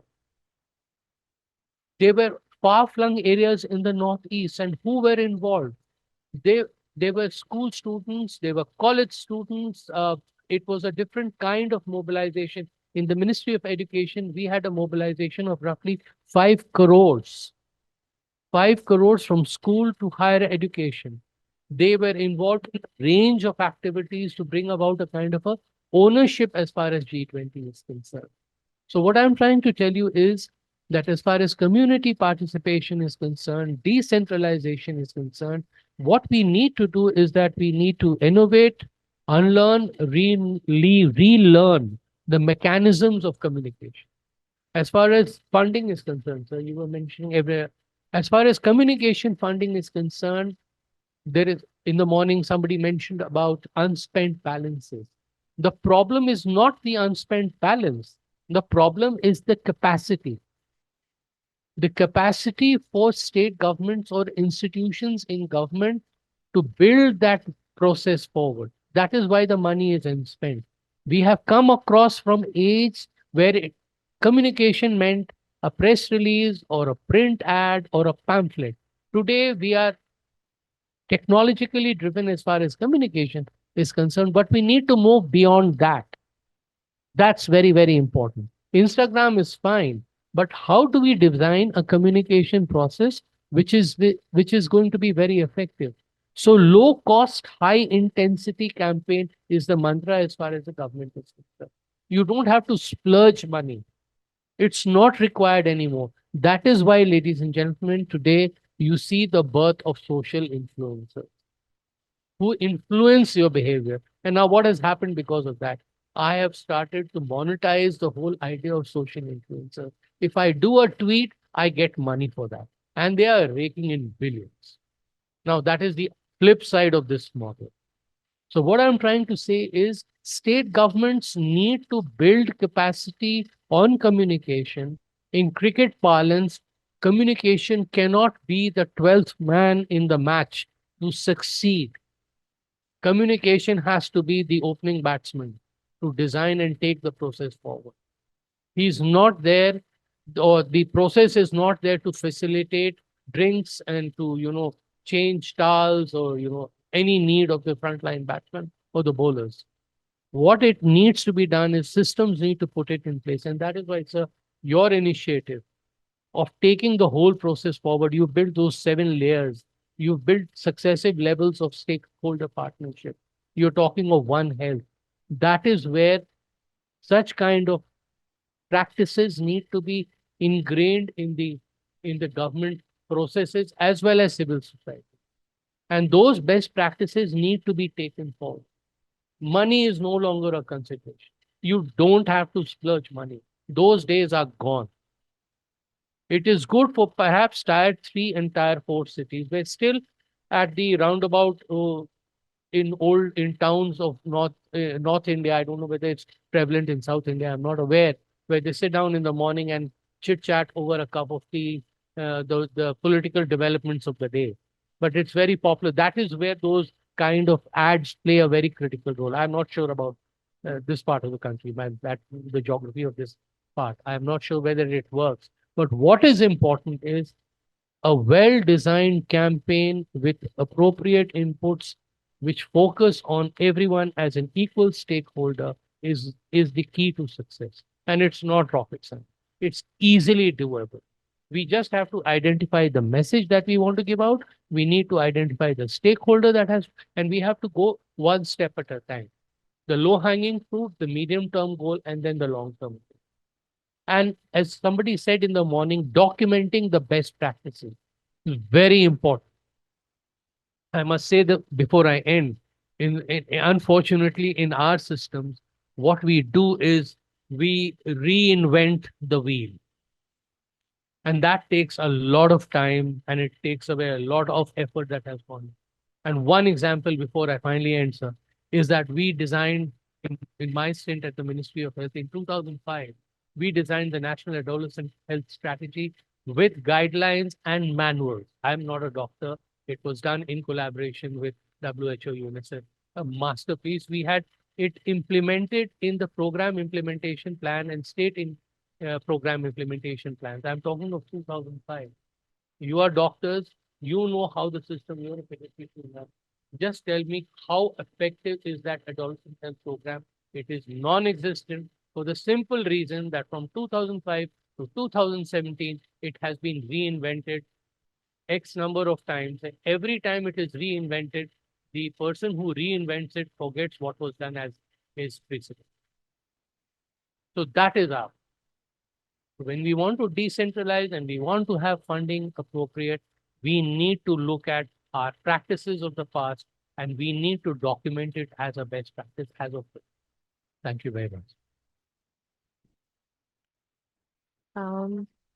As in the medical profession, for us, we like even for the general public, education is very important. So, like sir was saying, we need to now everybody comes with Google, everything, any problem, they Google it and come with their own diagnosis. So our aim is to educate the people through radio, through TV, and even when we meet them, instead of sending them off with just medicines, we have to educate and explain to them why this is happening. So education is good, even in the grassroots level. The teachers in the school, they're seeing the children. They can also like report it to the parents, and the parents can bring. If there's any problem, everybody in the society is responsible to alert, so that early on measures can be taken. So education is important. Communication, as I said, even in the hospitals, we have to communicate, talk, so that we build that trust. And next, they will bring problems from the rest of the family. As a pediatrician, I may see the grandmother, the grandfather, but again, we will direct them to the right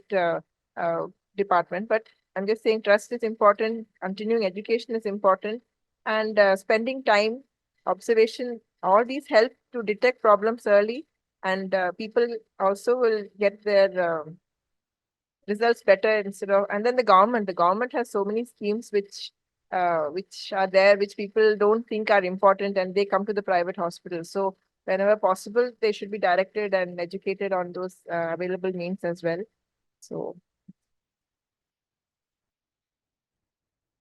I want to go back to the issue of task shifting, because I think that's a really important issue. And I'll use some examples from the US, and I also think so there's this thought that the US is, the end all be all when it comes to the medical system. And I assure you it's not true. There's same problems, same issues, same challenges. But one of the things that I think there are a couple of levels of the health system that are unutilized, and we're trying very hard to sort of get our head around it. One is pharmacists.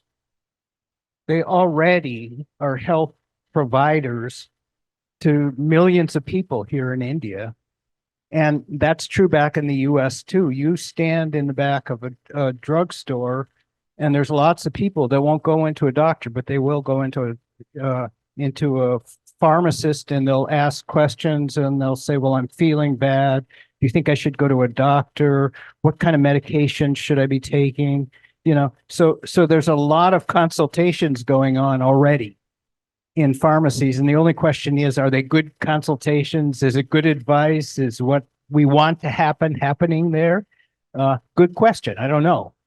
But one of the ways we can get our hands around that whole issue is by integrating them into the medical system, and by finding roles that are appropriate, and by training them, and by trying to make sure that as long as they're doing consultations already, what's coming out of those, pharmacies is actually the quality medicine we want to see. In the US, we have moved toward a lot of nurse practitioner clinics. Okay, and for the same reason that India and other countries are challenged, we don't have enough doctors, and we don't have enough doctors in the right places.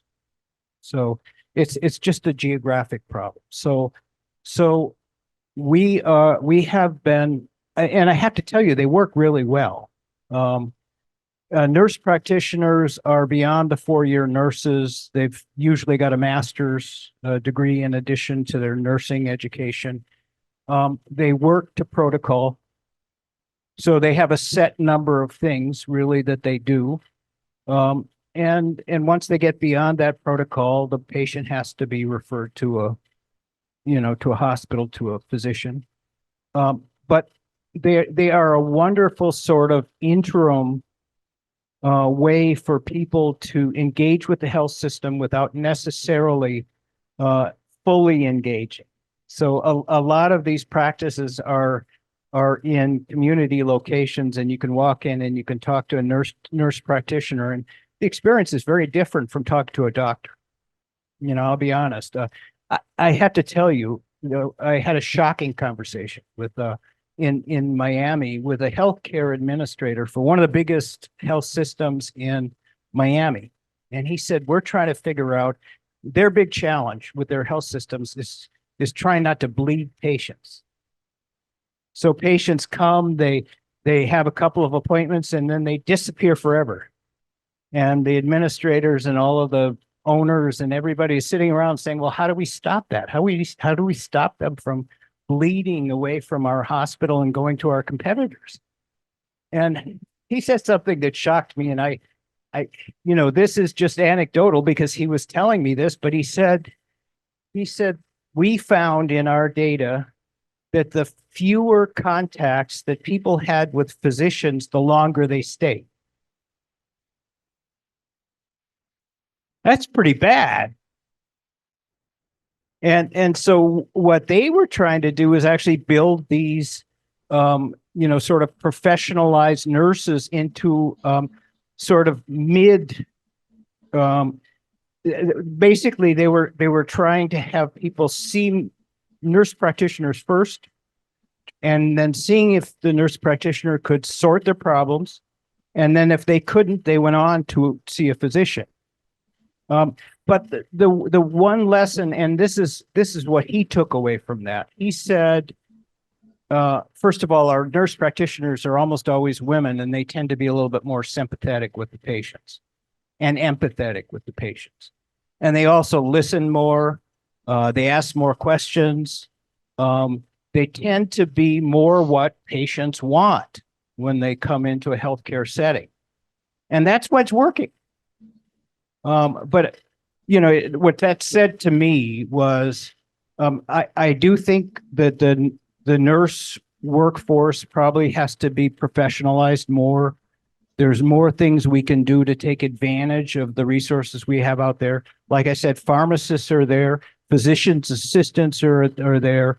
What kind of things can we organize so that we're doing things to protocol? And I don't want a system where there's one level of healthcare for poor people, and there's one level of healthcare for rich people. The rich people get to see the doctors, and then the poor people see whoever is available. That is not what I want to see, although I have to say, that being said, there are ways that we can build in systems to make sure that, if we have these alternative workforces in place, we can manage the quality. That's just a deliberate effort on our part, and we can do that. I know we can do that. So anyway, that's my take. I think there are some resources that are underutilized. We have to figure out how to make those resources worth more to the health system. And then we have to focus the doctors on the harder problems that frankly can't be solved outside of a tertiary setting. So.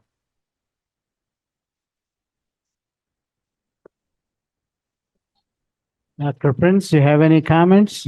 Yes, Dr. Man. So I will go back to the original question asked, that whether non-medical person can contribute and this healthcare provision. So I totally agree with that comment. Just one example comes from our again TB care program of National Program and TEP. Initially, we were very rigid and said the government is providing free treatment, but you have to come to the clinic to collect your medication and take the medication in front of the healthcare provider. So that was mandatory. And very soon, over a few years, we realized many times people fail to come. And one of the most common reason was because clinic opens 8 to 5 and the person is also working 8 to 5. He or she find it utterly difficult to leave the job on that one day and come and collect the medication. So once this was recognized, and the other step taken was to make the care provider, even the neighbor or the family member who's a responsible person, or even the local teacher or somebody in the community can become a healthcare provider, even a shopkeeper. With that, program started moving again and it became a big success. So what I mean to say, I totally agree with the previous speakers. The proper use of resources, there's a lot of people, the pharmacist or the rest, as they said, nurse practitioner. There are a lot of nurses are there.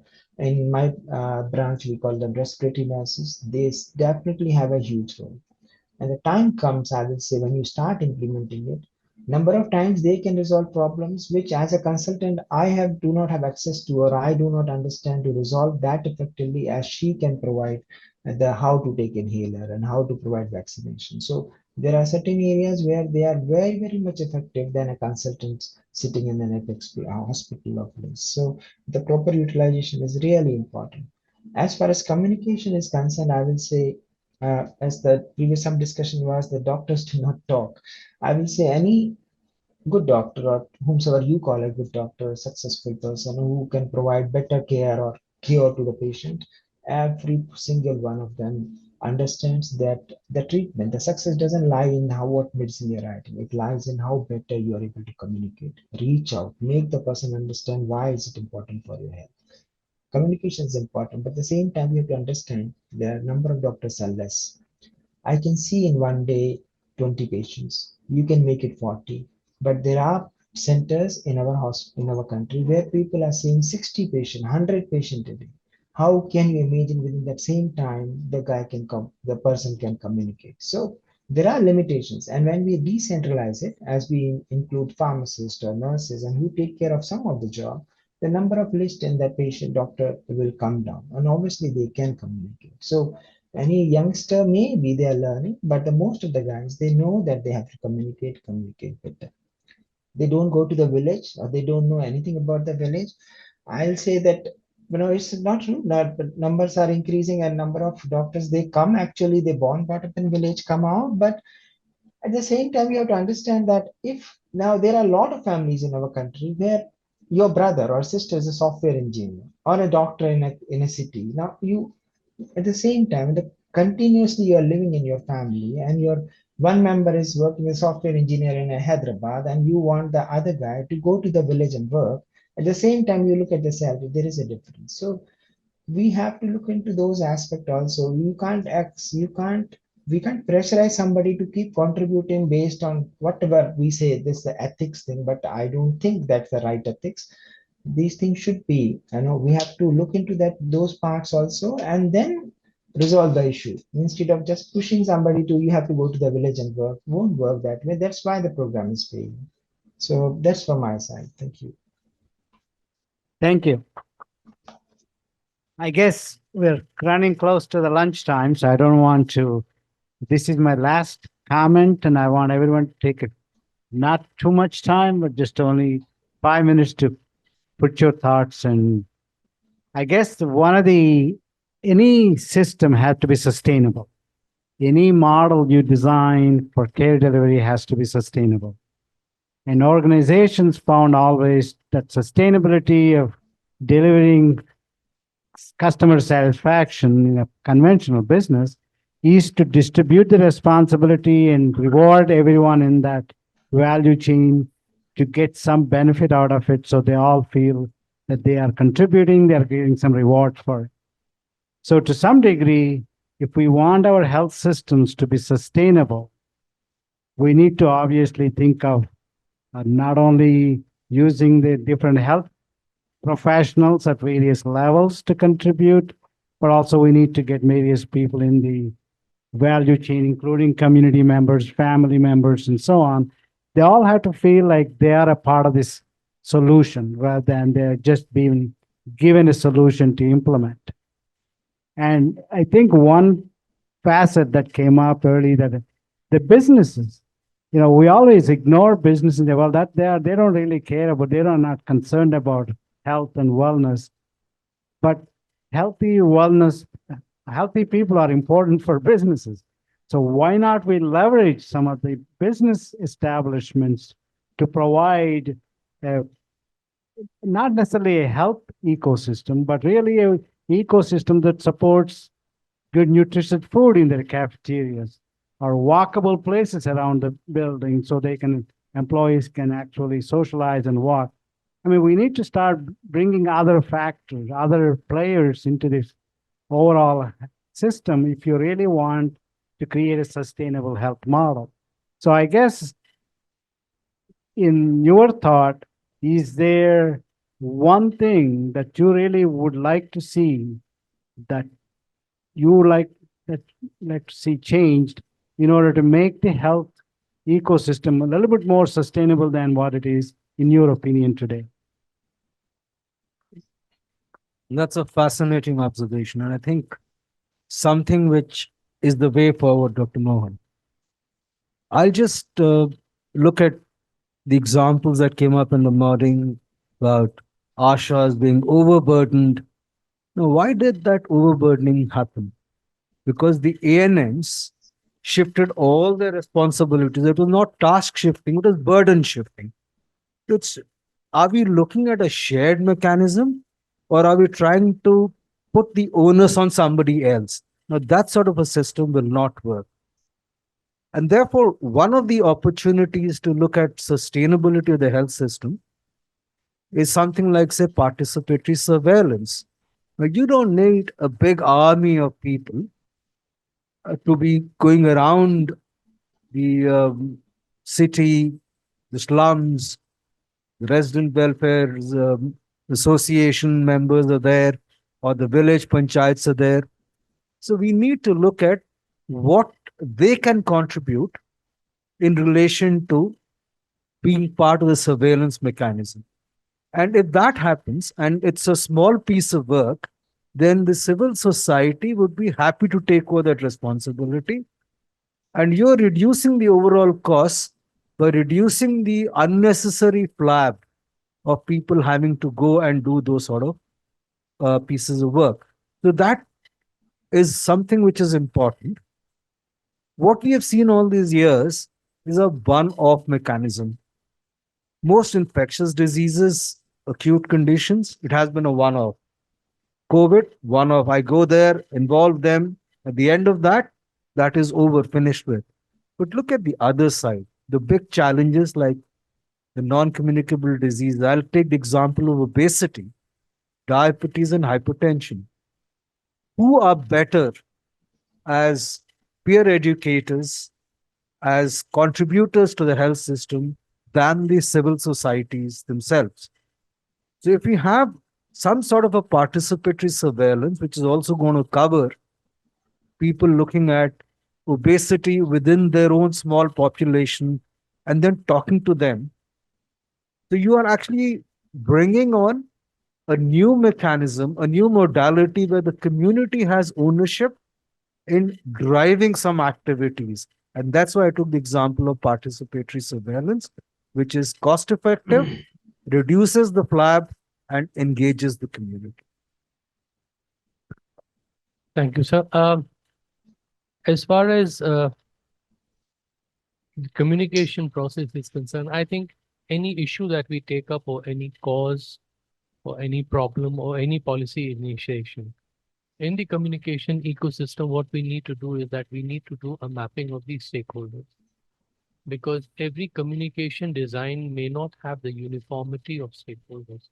They may be different depending on the subject, depending on the kind of an outcome that is expected. That is unfortunately what we do not do, because we always feel that in communication, as I mentioned earlier, it's a one size fits all kind of a. So you buy, it is something, you prepare something, a communication plan, it goes everywhere. And it is expected that it would reach out to every stakeholder and every stakeholder would conform to your requirements, etc. So that is something which we do not do. And that is why at times the communication process fails. One. Two, what we have to realize, in all panelists who have much more experience as far as field management, etc. is concerned, we have not been able to redesign the stakeholder needs. And we have also not been able to redesign or reconfigure what is our expectation. So what we need to do, as I said, map the stakeholders first, look at your intent, look at what you want to achieve depending on the kind of policies, etc. you want to put in place. One. Two is, then the consistency of message has to be very clear to you. One message cannot go to everyone, as I said. So that is again something that we would like to do. Third, the health system today is much more dynamic. Sir was just mentioning about obesity. Now, suddenly there is a feeling about obesity, and then you have practitioners who are appearing, who are trying to guide you. Diabetes, etc. Yes, how people have fought back diabetes by, practicing certain norms and then dropping the medicine because their diabetes is becoming absolutely okay. So that is another kind of system that has come in India. So that is something we need to do. That is something, it's a new process that has emerged. And so we need to address that also. So the health system has new stakeholders, they have new requirements, they have a different kind of an understanding that is to be done. Now, as far as the content design, I said there has to be consistency, but there has to be variation. Fourth is collaboration and partnerships is very, very important. It cannot be left upon one individual. It is not possible. Certain things are beyond the purview of the government. As the learned doctors were saying that, they are so overburdened with work. So how do they communicate? Do they look at the patients or they look at the styles of communication? And as someone rightly mentioned, ma'am was perhaps mentioning that everyone has become a doctor. You have something, you just go to Google, write the symptom, and then comes the prescription. So you are a half doctor yourself. And then if you keep on prodding further, you will go into the kind of tests that are needed. And then you fall into another landmine of depression. Because before you approach the doctor and you communicate with him, you already have a preconceived idea of what you are suffering from, which was not there in the past. And that is the Google Baba, as I may call it, which we do in government. The Google Baba has now taken over everything. And then the chat Baba has also come in. So everything is happening. So you can very well understand our problem within the government. So all these Babas have taken over and then they drive policy also. You see, that is our problem. And then everyone tries to replicate. Oh, and I'll just take half a second more, sir. Everyone tries to replicate. When you go on to social media, on any wrong notion, misconception, fake news, again, it suddenly takes off and then you just don't know where it has to stop. And by the time it happens, it has taken a leap forward, then the damage control. So we are perfect crisis managers. We are firemen with a fire engine always standing. Now, where is the next port of call? Because 24/7, at times we do not indulge in constructive thinking, but half the time we are fighting with our backs to the wall because some bomb is erupting somewhere. Unfortunately, and I'll end here. I'll just give you an example.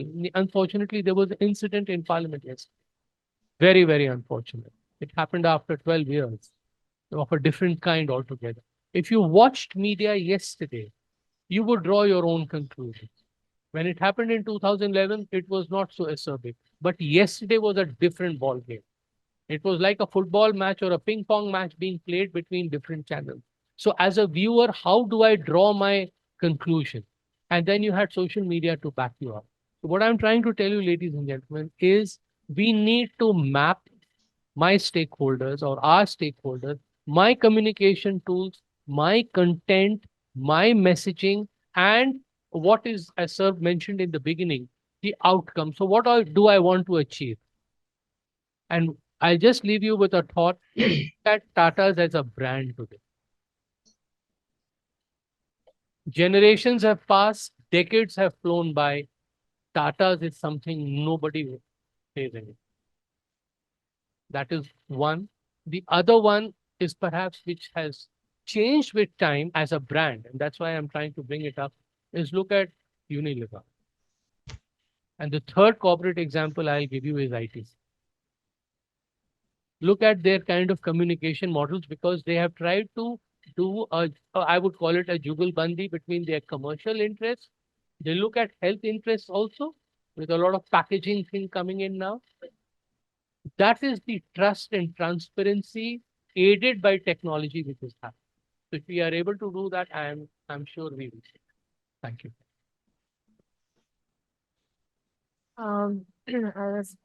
In medical, any hospital or any medical field, now it's not a that system. There should be communication and associations with other. There are many systems which we don't know.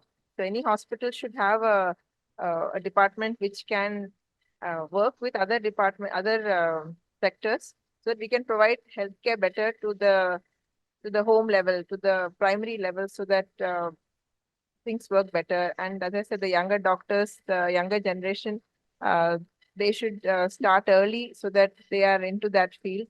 And it's a partnership. So we should find ways with the government, with the non-government NGOs, where private hospitals and medical systems can work together and provide care to any place. They don't have to come to hospital. So we have to just educate ourselves and find out ways in which we can branch out and be more useful to society. I'll try to keep this short, but this is I'm going to go on a little bit of a rant here. And it has to do with us all speaking in the same terms and having the same definitions for everything, or different definitions. And I want to make sure I said this before we end here. We're talking about community engagement, what does that mean? What's the community? How do we define it? Okay. Is it demographic? Is it geographic? Is it based on race? Is it based on caste? Okay. And then, when we talk about engagement, what does that mean? I mean, that's sometimes you get into these rooms and we have these huge discussions that go on back and forth. And does it mean that we do outreach and education to a community? I don't know. I don't think so. I have some problems with that because it's one direction communication. That doesn't sound like, that doesn't sound like engagement to me. But I can tell you that a lot of stakeholders will tell you, well, that's the community engagement they do. Is it a consultation? Okay. Where at least you're asking some people some questions and you're saying, well, what do you think? Okay.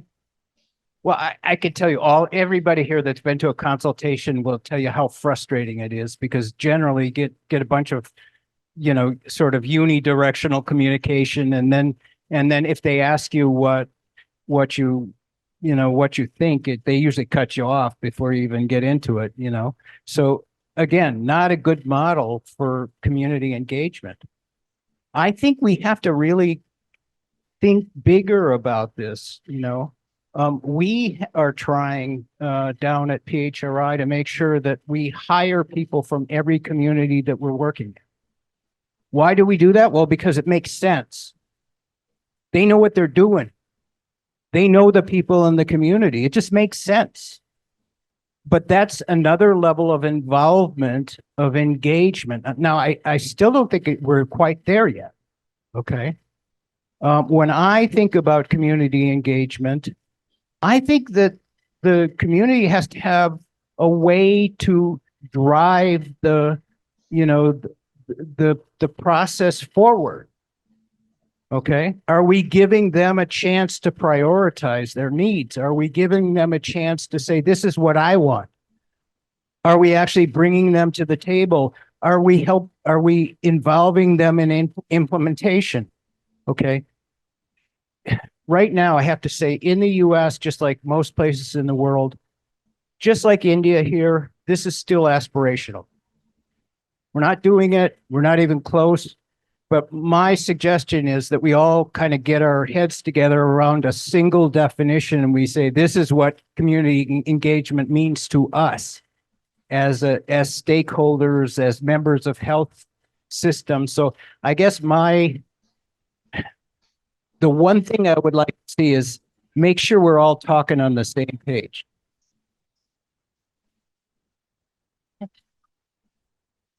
Dr. Prince, you had the last word. Yes, thank you. I won't take much time.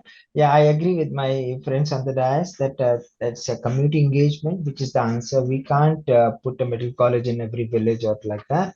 So the more we involve the community, reach out, feel them involved, empower them with the information, education, I think that's the answer. So that we can reach out the large population of India.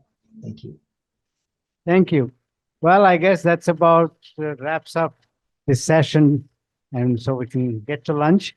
But anyway, I want to thank the panel for at least going through my different model of trying to answer some questions, and hopefully I interpret some of the thoughts that I had in my follow-up questions.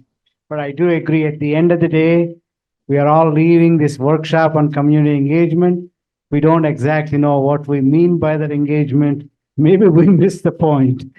So, so let's at least have a conversation on that over lunch, and maybe in the going forward, maybe we can start engaging the right stakeholders and agree on what we are engaging them in. With that, I'll end my session. Thank you. When you have such diverse thoughts come together and bring people together, is that not a community engagement by itself? It is. And if you think that there is good community or bad community, there is no good or bad community. There is community. And is there a definition to community? Very hard to tell because it's so stratified. But just to share that there has to be vulnerability, there has to be risk. And there is no community without peace. There is no life without a community. So it is about life. It is about living. It is about peace. It is about health. It is about vulnerability. It is about risk. It's about being able to work together. Always in a community, just like the 80-20 rule everywhere, 80% are passive, 20% are active. And there are activists and there are pacifists. So where we have started today, it's just the tip of the iceberg. We've covered several perspectives. We'll come out with what we have heard this morning and share it with you. It might take us some 40 to 60 days to put all of it together because we do multiple things. But we'll share it with you and we'll bring it back to learn more, to share more as we go forward. Rangana ma'am, you are probably somebody who has started this journey in community engagement much before many of us in this room have. May I request you to please come up and felicitate the people. If there's anybody, one person or two people in the audience who want to share something before I just... And can we remember that we stand between lunch? Since I don't eat lunch, I will be cruel here. So just a couple of comments that I wanted to make that are pertinent to communication and also engagement. It's been about 30 years now that I, as an educator, started a new tool that I adopted from one of my professors, which is to ask each and every patient their personal perspective on health. Because what I discovered, as an educator, I would take my residents to do bedside rounds, and they would make a beautiful presentation of the entire history, physical, all in Sanskrit, of course. Then I would turn to the patient and ask, what did he say? And the patient says, I have no idea. All right. So this is very, very important. And I think that we were making a comment about communication being two ways. You discover as much as you show, right? That's one thing. And the second point is what GBS just said, that engagement has to be a participatory action strategy. And for us to pretend that we actually know the answers and we are going to go out and deliver as a messiah, manna to the masses is absurd beyond belief. So I think that when we talk about community engagement, we must recognize that the community owns the goal as well as the metrics of their health. And what we are about is actually building a shared vision and we explore together. Thank you. Thank you, Vijay. Can we have our usual group come up?